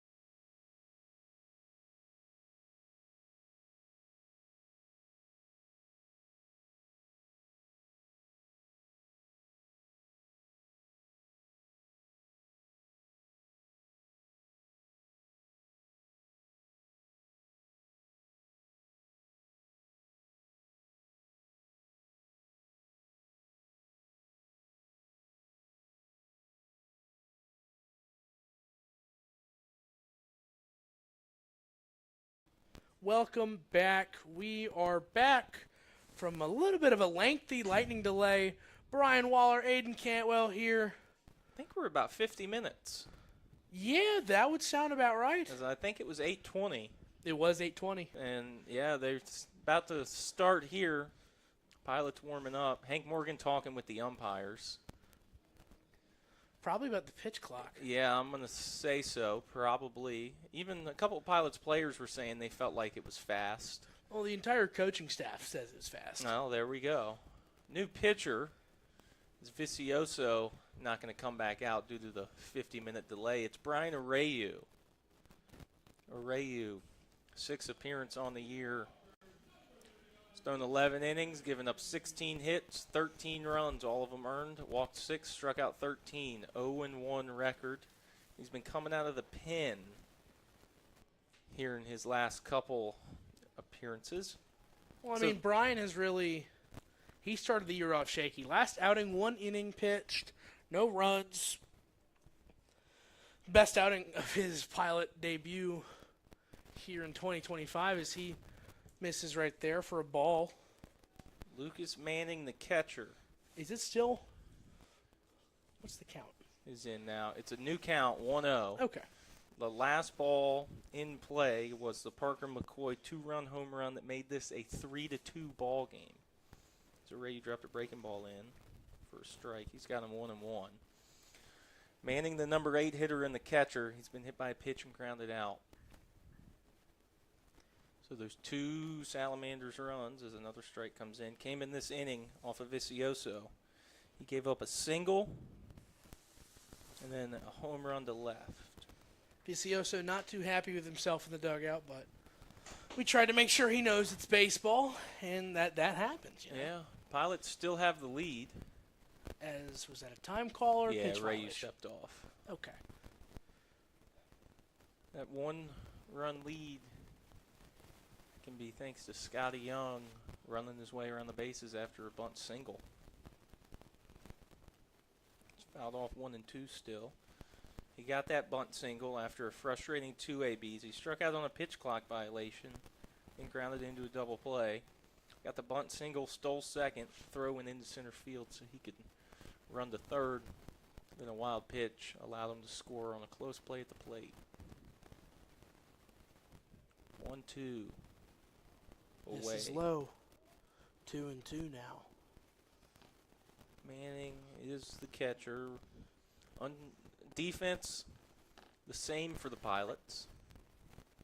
We'll have to check Holly Springs when they come out on defense. We're in the bottom of the 7th. And Abreu thought he had the strikeout. I thought he had the strikeout. Connor Deesh thought he had the strikeout. But it's ball 3. And I wasn't looking. Full count.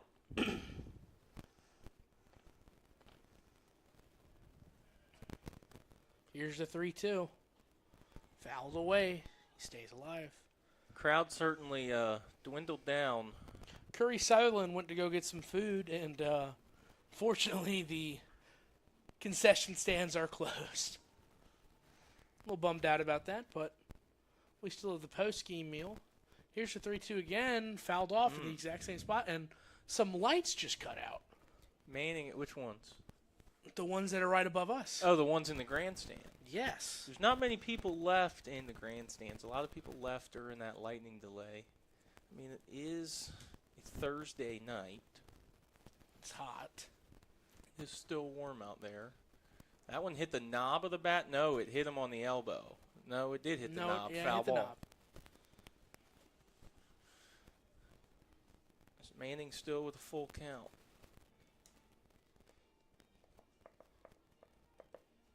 Now the pitch clock's been reset to 25, now 15. Okay. Full count again. Strike Now 3. he got him. First strikeout. That's the first batter Abreu faces, and that is out number 2.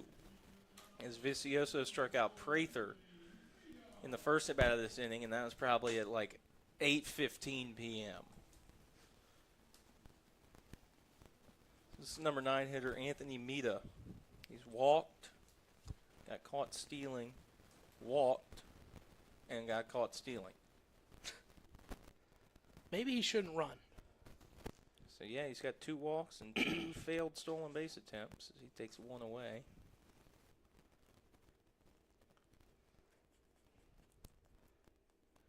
Ryu gets him to pop up. Deesh looking at it. He drops the mask, and he stops in foul territory, makes the catch. We're going to the 8th. Come on back. And we'll go through the last 2 innings. Pilots lead it by 1.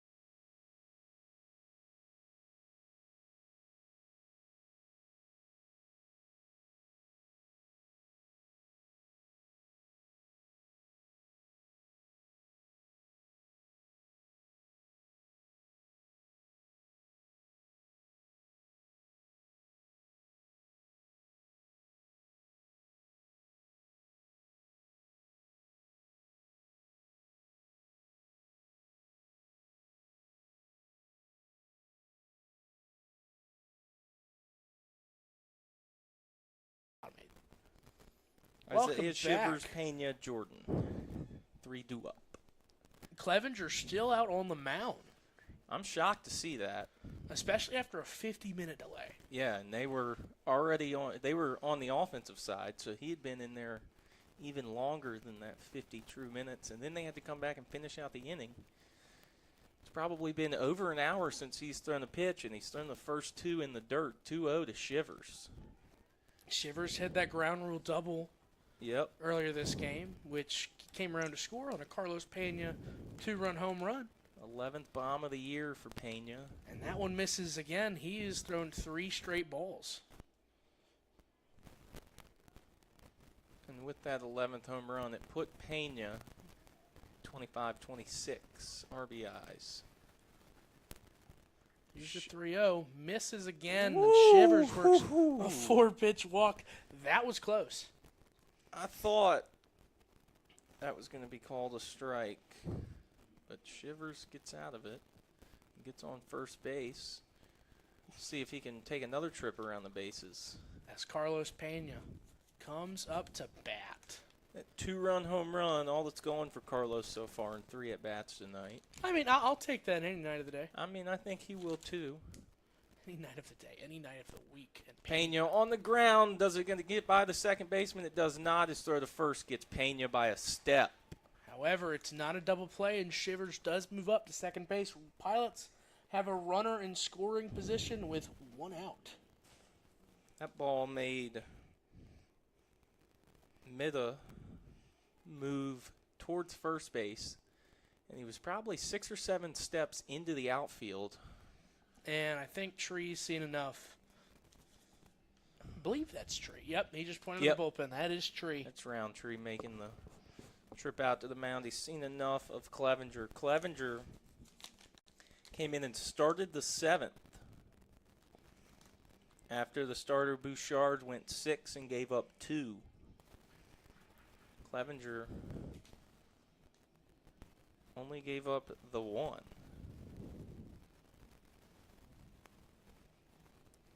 So a new pitcher for Holly Springs, trotting in from left center out of the bullpen closest to center. Left center. Right center. We will tell you who it is when we find out, when we come back.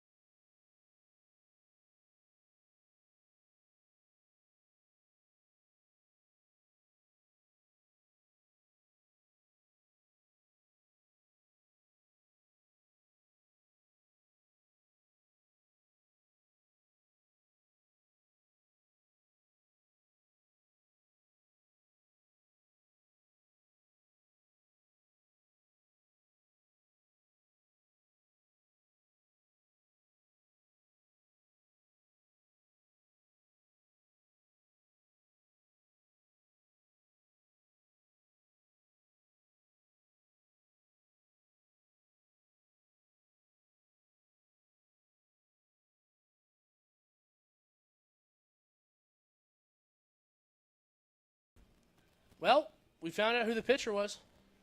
Andrew Simone.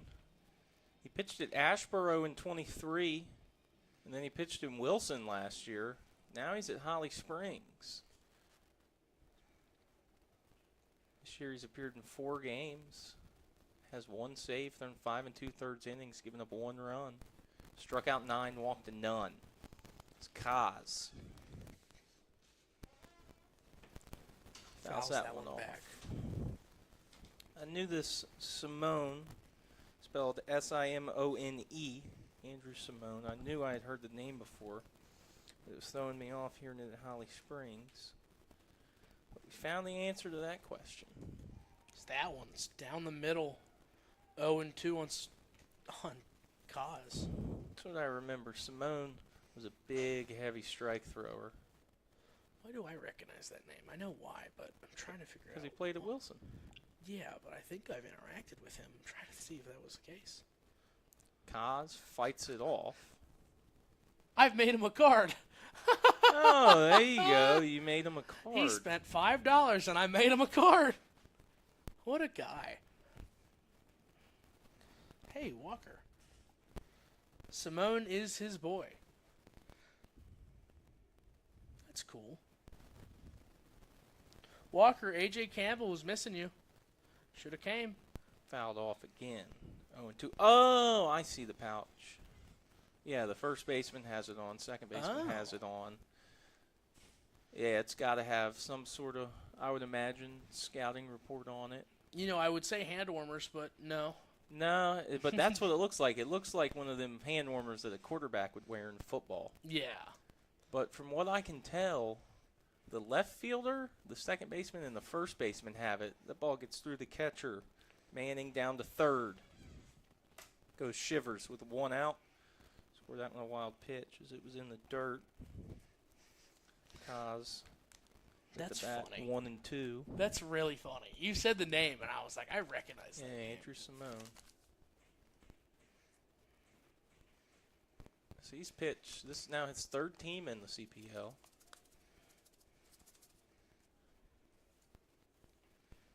Kind of a journeyman.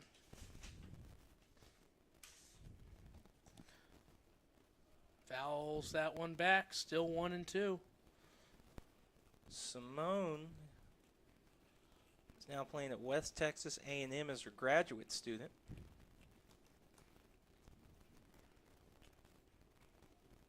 Fun fact, he's listed as a switch hitter. Ooh. Those are always fun.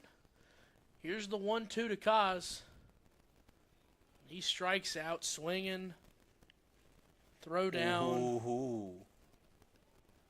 Close. Almost got away from Martin, who moved in from right to first, as Manning skipped it. Shiver's going to hold at third. There's 2 down. So first strikeout for Simone now. It's out number 2 in this inning. It's Grayson Fitzwater, who's 2 for 3 with 2 singles and a strikeout. But yeah, back to that thing. It's around the waist of a couple players. I imagine it's either got where to play on the field or maybe the pitch call. That one misses low. Zone might be tightening a little bit after the delay. 1-0. Grayson trying to drive in Shivers from third with 2 outs. Lefty against the righty Simone. He's definitely seen him before. He fouls that one off. Yeah, I'm interested to know the head-to-head splits between Andrew Simone and Grayson Fitzwater. Yeah, I wish there was a way you could go on Point Streak and type that in and it just pop right up. Because a lot of these guys, they don't see each other in the spring. Some of them do. They, most of the time, see each other at least for 1 or 2 years in the Coastal Plain League, as a lot of guys tend to come back. That was a strike called, 1-2. Coastal Plain League, a very popular summer league. Every so often, you'll see a guy like Simone or a Scotty Young who play for multiple teams, or Cole Stanford, and punch out looking. Simone gets one swinging, gets one looking. We're going to the bottom of the 8th inning. Pilots lead it by 1. It is 3-2. Brian Arayu back on the mound.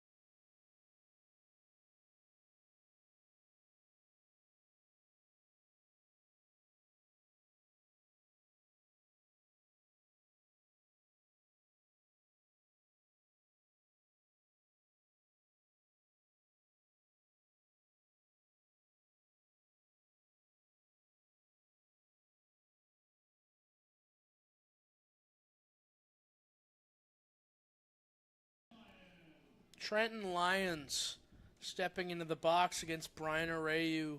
We are in the bottom of the 8th inning. Pilots lead 3-2, and Brian can't find his pen. No, I found my pen. I thought I lost the Holly Springs roster, but Lions stepping in. He's a Kennesaw State student athlete. Lefty. It's the righty Arayu. Arayu came in after the 50-minute lightning delay. Got a strikeout and a pop-out on Manning and Mida. Now he's got top of the order. That one's fouled off in foul territory up. Walters giving it a look, but it's over towards the playground. It was a really good crowd here, but that lightning just kind of drove everyone out. Lightning delay came in the middle of the 7th. I guess that is kind of tough, too. That's normally when you're shutting down most of your concessions and drink stands. Yeah. It's not the best time to have a delay. No, it's not. 1-2, that one was a called strike. Curry Sutherland found that out the hard way. He was getting a little hungry. And showed up at a concession stand with no lights on. Fouled off into the net. 2-1. I've noticed now, like Chris has pink batting gloves. One guy on the Salamanders has pink batting gloves. I know they're Bruce Bolt batting gloves, but I was just surprised to see pink start making its way around if it's not in Florence. A rope down the right field line. It's going into the corner. Pena is over to get it. It's going to be a double. Throw came in. It was a good throw. That was a great throw from Pena from to the get corner that ball back in. Over at the 304 sign at the right field foul pole. Still nobody out here with double. So the tying run in the form of Lions on second. So he was able to drive that one down the line. Brings up, pinch hitter, Jake Stanley for Hudson Ellis. So Stanley, number 37, Jake Stanley from George Mason. So he's played with Gardner Meeks. So he tries to bunt, misses it, strike called. Jake Stanley listed as an outfielder, as Ellis was the shortstop. So might have some more changes coming on defense for the Manders in the ninth. They're trying to tie this in the bottom of the eighth. Brian a step off. Careful with that step but off, no Brian. throw. So that's going to count as one timeout for Brian on the mound. You get two, and after your third one, that's a bunt pop-up right to Fitzwater, who was charging. So Stanley unable to get the bunt on the ground as he pops it up to Fitzwater. Ryan Martin, who started in right field, then slid to first base after Lucas Schramm came in. So the number 2 hitter, Ellis, was just pinch hit for by Stanley. And they're going to intentionally walk Ryan Martin. I mean, that's a smart move right there. So you're putting Martin on, who's one of the best hitters average-wise. In the CPL. And this brings up Lucas Schramm, who was a pinch hitter back in the 6th for Brandon Novi. So 2 on with 1 out. Double play is in order. So IBB on That the ground. one's caught. Walters to first. Double play. And Brian Arayu gets out of it, and he's fired up. Ryan Martin made the mistake and got too far off of first. And Hayden Walters even looked at second, almost threw it to second to get Lions. But someone yelled 1, and Hayden turned around quickly. A double play off the bat of Schramm, an unlucky line drive right at Walters, and Walters and his teammates able to recognize the runner running off of first. And they get out of this in the 8th. We're going to the 9th. What good pitching from Brian Arayu. What a heads-up play by Grayson Fitzwater to get that pop-up bunt, and then Hayden Walters catching it and firing over to first base. We're going to the top of the 9th. Pilots lead 3-2.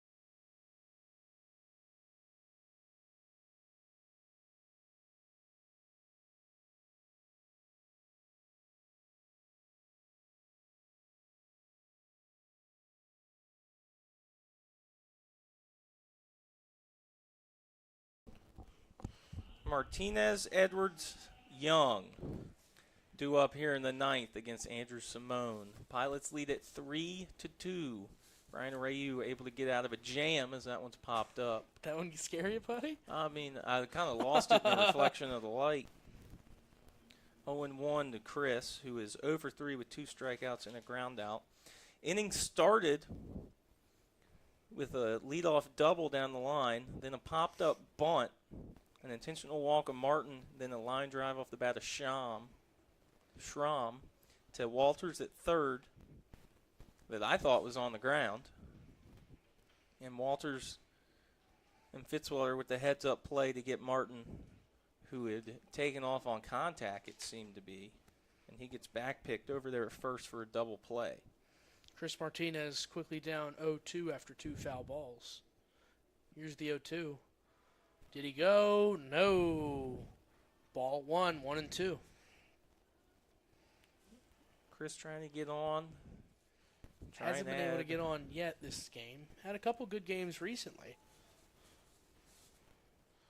Pilots with 6 hits. It's a little hard to read. Salamanders with 6 hits. Chris, foul ball down the third baseline this time. Who is that sitting on the dugout? Is that Scotty? You see him? I do see someone sitting up there on the edge of the dugout. I can't tell who that is. It looks like he has long hair. Simone comes set. Chris fights it off again. Might be Connor Deach. So that run charged to Clevenger, that third run, but it was unearned. Simone's gone 2/3 of an inning so far and struck out 2. Oh, that's Hayden Walters. Chris is still at the plate with an 0-2 count. 1-2 count. A 1-2 count. And he swings and might have got a piece of the catcher on the backswing. Or the ball got him. I'm not sure, but I think it was Chris's bat on the backswing. Hope he's okay. Manning jumped out quickly. He's going to walk it off. Home plate umpire going to go hand deliver a ball to Simone. Now wipe the plate off, give him some more time. So the one error belongs to the Salamanders. It belongs to Manning. So he was trying to throw Scotty Young out in the 7th on a stolen base to second. And he threw it in the center field, which allowed Scotty to get to third and score on a wild pitch. We're not looking at the radar. That's right. You're not either. 1-2. Chris Martinez to lead off the 9th.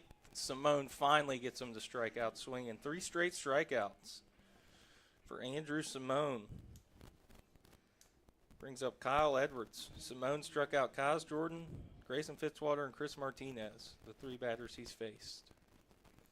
Simone and Martinez were both number 12. That's kind of funny. Here's Kyle Edwards. Edwards is 1 for 3 with a single. The single was to lead off the 5th, but then Scotty Young grounded into the double play and erased that. Kyle takes strike 1. 0-1. Pilots do want to add on here, especially with a 1-run lead going into the bottom of the 9th. Yeah, things got a little dicey there in the 8th after the leadoff double. Right. But, ooh! Whoa! Edwards almost wore that one off the helmet. 1-1 as he was able to back up out of the way. Now, do we think Brian Arayu will be coming out for the 9th? That's what I was just thinking about. I say no. I don't see... I can't tell if anyone's throwing in the Pilots' bullpen. It's not, yeah. I mean, it's covered in advertisement. You can't really tell. Here's the 1-1. 1-1. Did he go? Swing. He said he did. 1-2 now. Kyle looking at us. What's up, Kyle? He looked at us like an office camera. That ball was way up.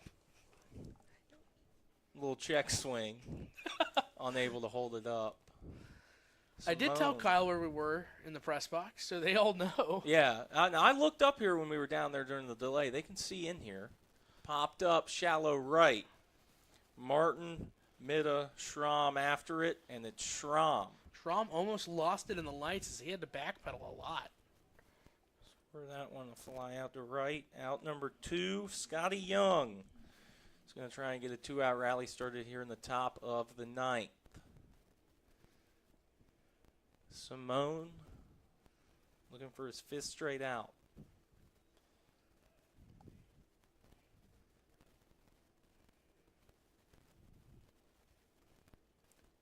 Scotty Young. It's ready. Simone's ready. Swings and misses. Strike one. Scotty trying to give the Pilots one himself. He did earlier against, was it Ashboro? It was Ashboro. Scotty hit his first home run of the season against the Ashboro Zookeepers back at home. It's a beautiful swing. Oh, yeah, and it fired him up. I know it felt good for him. The wind has died down from the strong breeze blowing out to right field that it was kind of right before the lightning delay. Scotty's down 0-2 after a swing. Simone one strike away from pushing it to the bottom of the ninth for his Salamanders to try and tie it or walk it off. Connor Deach is on deck. The catcher is 0 for 3 with 3 Ks. Scotty takes ball one.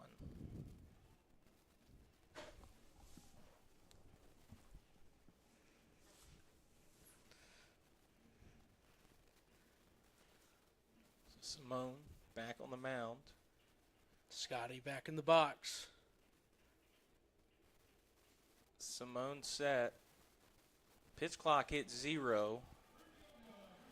But he started just in time. Strikeout swinging. 4 strikeouts for Simone against 5 Pilots. Edwards the only one to make some contact in fair territory, and it was a pop up to right. So we're going to the ninth. Pilots lead at 1-0. I think Gage is saying something. I was about to say, I think Gage might be saying something about that. The Pilots and Hank Morgan are going to the bullpen here in the ninth. We'll tell you who it is when we come back.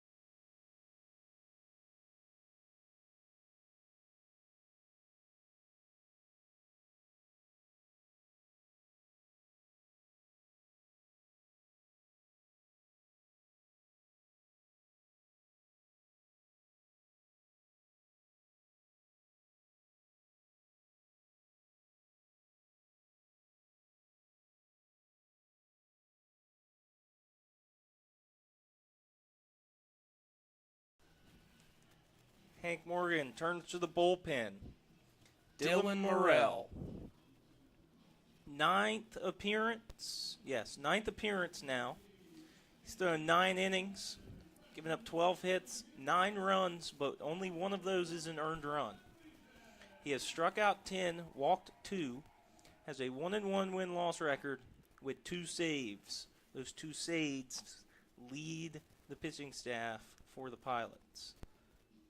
Here comes Cayson Gleaton. Excuse me. Cayson Gleaton is going to be the pinch hitter for the center fielder Ben Prather. This is number 44. He's from Wallace-Dothan Community College. Morrell from the stretch. First pitch strike that pops out of Deish's glove. So this is now the 4th pinch hitter for Holly Springs.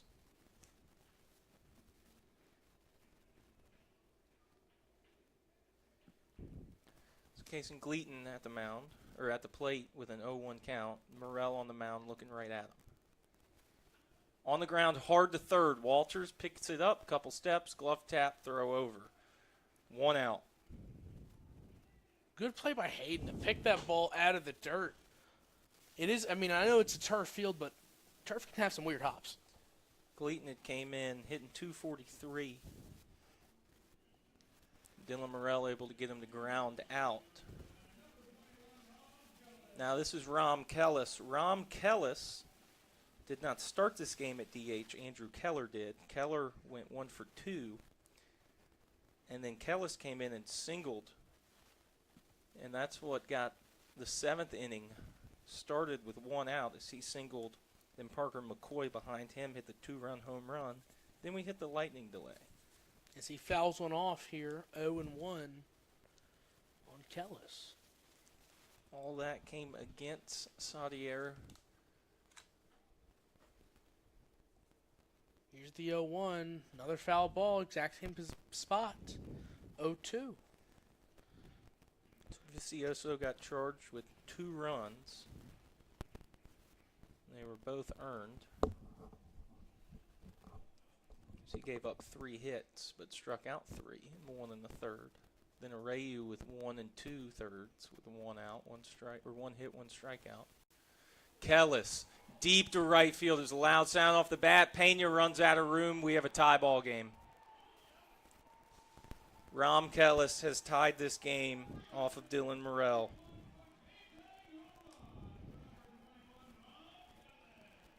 For Kellis, it's his 2nd home run and 4th RBI.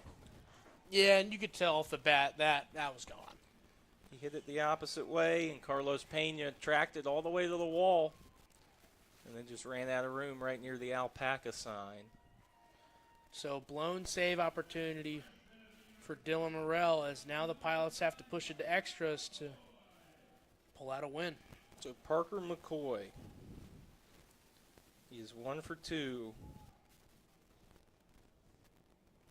No, he's 1 for 3, excuse me, with the big 2-run home run.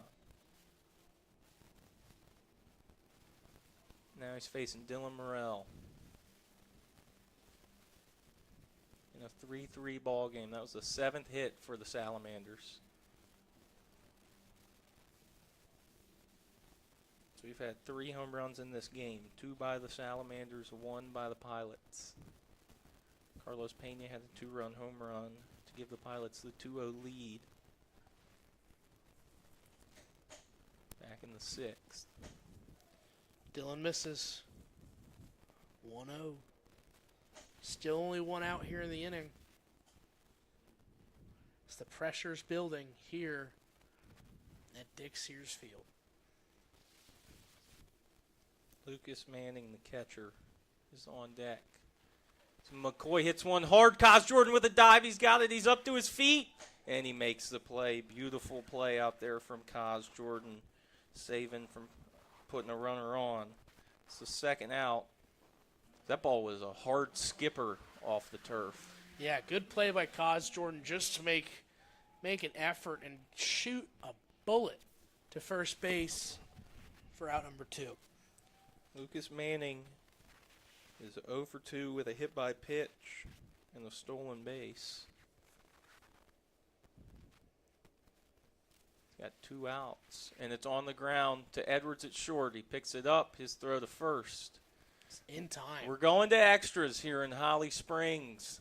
Brian Waller, Aiden Cantwell, come on back and join us for the start of the 10th. So we got to get straight who's going to be on base when we come back.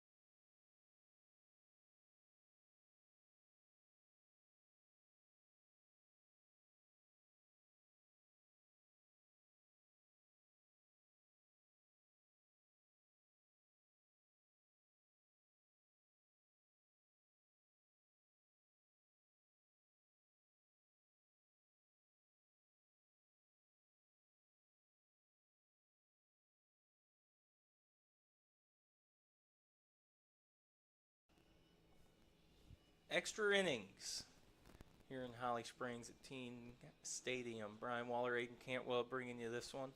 New pitcher for the Salamanders. It's going to be Scott Rouse from Kentucky, wearing number 36. And a new first baseman. And a new first baseman. Still trying to see who he went in for. I'm going to check point streak for this one, as it looks like they're still trying to get it updated as well. And Hank Morgan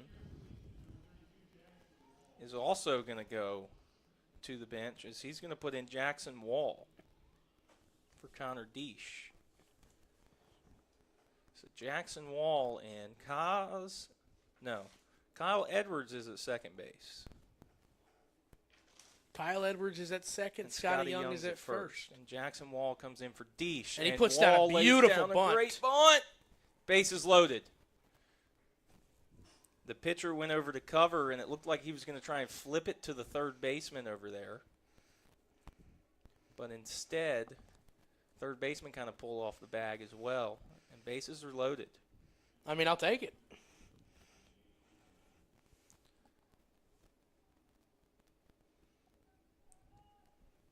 So Hayden Walters is in now with the bases loaded. Nobody out. First pitch Hayden sees, fouls it off down the right field line. Force out at every base. Hayden facing a righty as a lefty.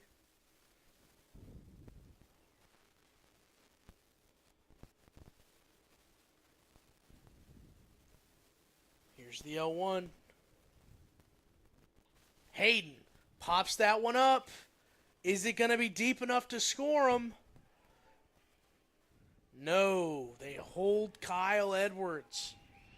And Hayden Walters pops up for out number 1. Here comes Isaiah Shivers.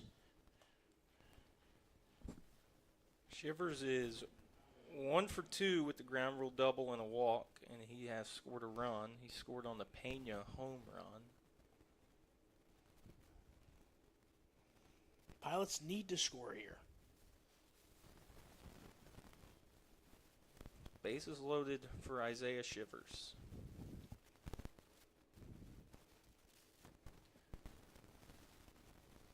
The new pitcher, Rouse. That's Isaiah popped up in the pops it infield. up. It's going to be the shortstop infield fly rule. Out number 2. Bases are loaded. The Pilots need to push across at least 1 to put some pressure on the Salamanders.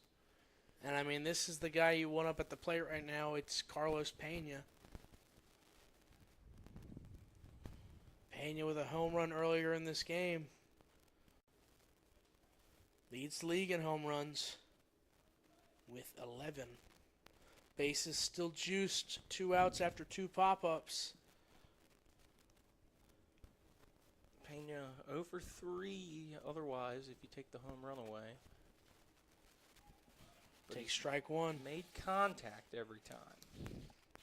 Center Big fielder. hole.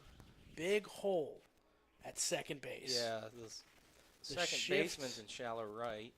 I didn't know you could still shift like that. Center fielder's on the right side of second base, the right field side. Left center's wide open. 0-1, 2 outs. Pena swings and misses 0-2.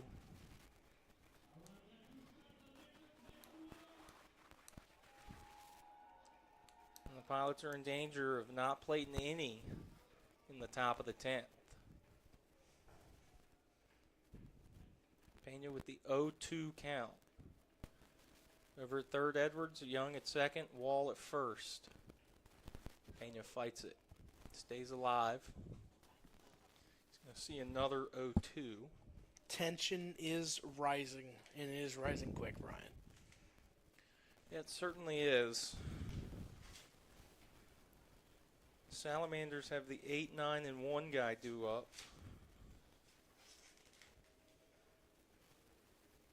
No, excuse me, the 9-1-2 due up.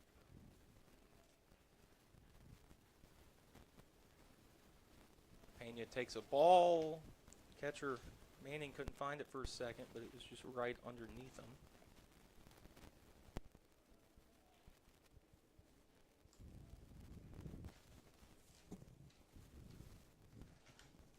So 1-2 to Carlos.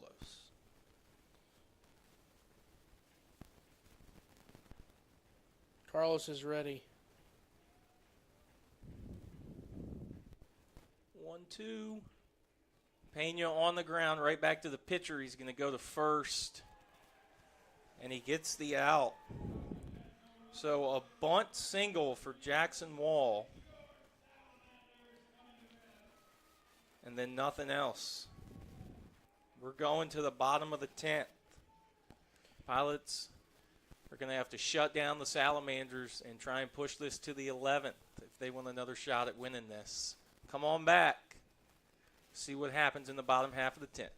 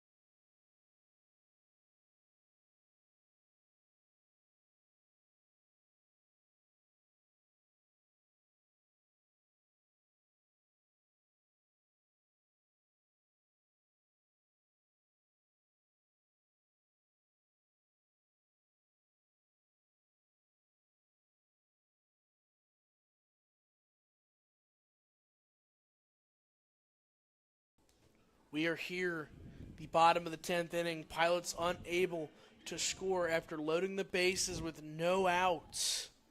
A pop-up, and a ground out to the pitcher.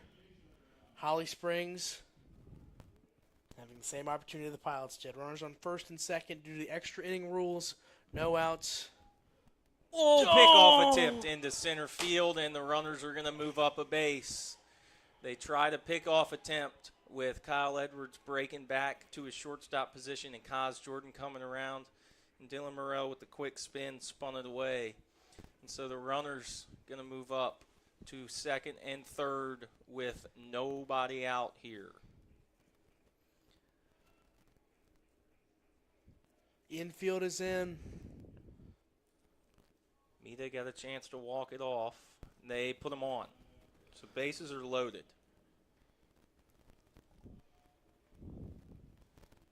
Force out at every base. Top of the order. He's 1 for 4. He's got one double that came in the 8th against Brian Arayu, and Brian Arayu was able to get out of the jam. So bases loaded. Winning run is at third for Loins, who takes one away. Can't walk him. Number 3, TJ Sonderhaus is at third, which means he came in for McCoy. Here's the 1-0. Pop up Is into left center field, and I think it's going to be deep enough. Scotty Young back out there. He's not even going to attempt to throw him out at the plate. Sliding in is Saunderhouse. And the Holly Springs Salamanders come back and walk off the Pilots in the bottom of the 10th. They win it 4-3. 7 hits for each ball club. 1 error for the Salamanders. That's a tough one for the Pilots to have to swallow here on the road. Yeah, I mean, that was... Pilots looked strong to begin the ball game. A lightning delay, and then right when the Lightning started coming in, the Manders started coming back. They just kind of held on to it the entire time. Salty Viscoso gave up the first 2 runs that the Salamanders scored on a 2-run home run. That was the very last thing to happen before the Lightning delay. At that point, it was 3-2. Pilots were leading thanks to Carlos Pena's 2 RBI home run in the 6th, and then Scotty Young scored in the top of the 7th after a bunt single, a stolen base, an error, and a wild pitch. That's how they were up 3-2. Then, in the 9th, Dylan Morrell came in, and he faced Kason Gleaton, who grounded out. And then Rom Kellis, who came in late in the game, he got his first at-bat in the 7th when he came in for Andrew Keller, the designated hitter. And he went 2 for 2. He had a single in the 7th, scored on the home run by McCoy. And then he hit a solo shot in the 9th to tie it all up at 3 apiece. And then we go to the 10th. Pilots started out by putting Jackson Wall in for Connor Deesh, a pinch hit situation. He lays down a beautiful bunt down the third base side of the infield that the pitcher had to pick up. And he wanted to go to third with it, but the third baseman had bounced off a third to possibly field the bunt, and the bases were loaded with nobody out. And then a shallow pop to right, an infield fly, and a ground out to the pitcher. And the Salamanders were able to get out of the top of the 10th. Even with 2 free runners, they allowed the Pilots to score 0.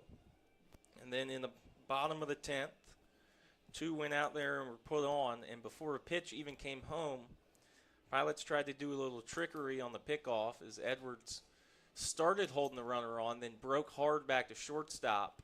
And as he broke, the runner was able to take another jump, and Kaz was coming in behind him. And Dylan Morrell with the quick spin pickoff attempt to second base, and he threw it into center field. And that error moved the runners up to second and third. Then they intentionally walk Anthony Mita to load the bases. And then Trenton Loins just hits a fly ball into deep left center field that the Pilots couldn't do anything with, and they lose on the walk-off. The bright spot for the Pilots is the pitching looked really well tonight.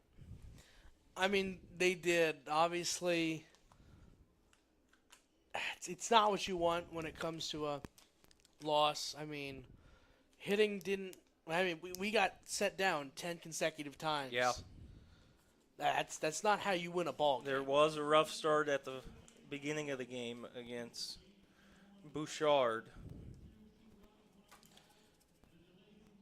But Sutherland went 4, a season high, only gave up 2 hits, walked 1, struck out 3. Hirschfeld came in, walked 1, struck out 1 in 1 inning. 2 runs charged to Vicioso. And then Dylan Morrell gave up the solo home run to tie it. And then they're able to plate 1 thanks to the 2 free runners in the bottom of the 10th to walk it off. That's a tough break for Hank Morgan and the Pilots, as they drop this one to Holly Springs, here in Holly Springs. And as for the Pilots, that's going to drop them down to 14-8. They're still in first. Wilson is sitting at 12-8. And for Holly Springs, they're back up to 500 at 10-10. And Morehead City just lost again tonight, so they are 11-8. Oh, so Morehead City gets the loss too. Well, that's a tough one here in Holly Springs. Thanks for tuning in. Brian Waller, Aiden Cantwell brought you this one. And it was a heartbreaking loss, which seemed to be how the Pilots are losing games. They all seem to be late in the game, kind of a heartbreaking fashion. As the Holly Springs Salamanders walk off the Peninsula Pilots 4-3 in 10 innings. Come on out to War Memorial tomorrow, 7 p.m. start. The Yard Gnomes come into town. You can catch it on Flow Baseball or come out to the ballpark and support your Pilots. Baseball bingo. It is baseball bingo, and the Pilots are going to try and get back in the win column. So come on out, War Memorial tomorrow night. Gates open at 6. First pitch is at 7 p.m. That's going to do it here from Holly Springs, where the Salamanders walk it off with a score of 4-3. Thanks for tuning in. Have a good rest of your night.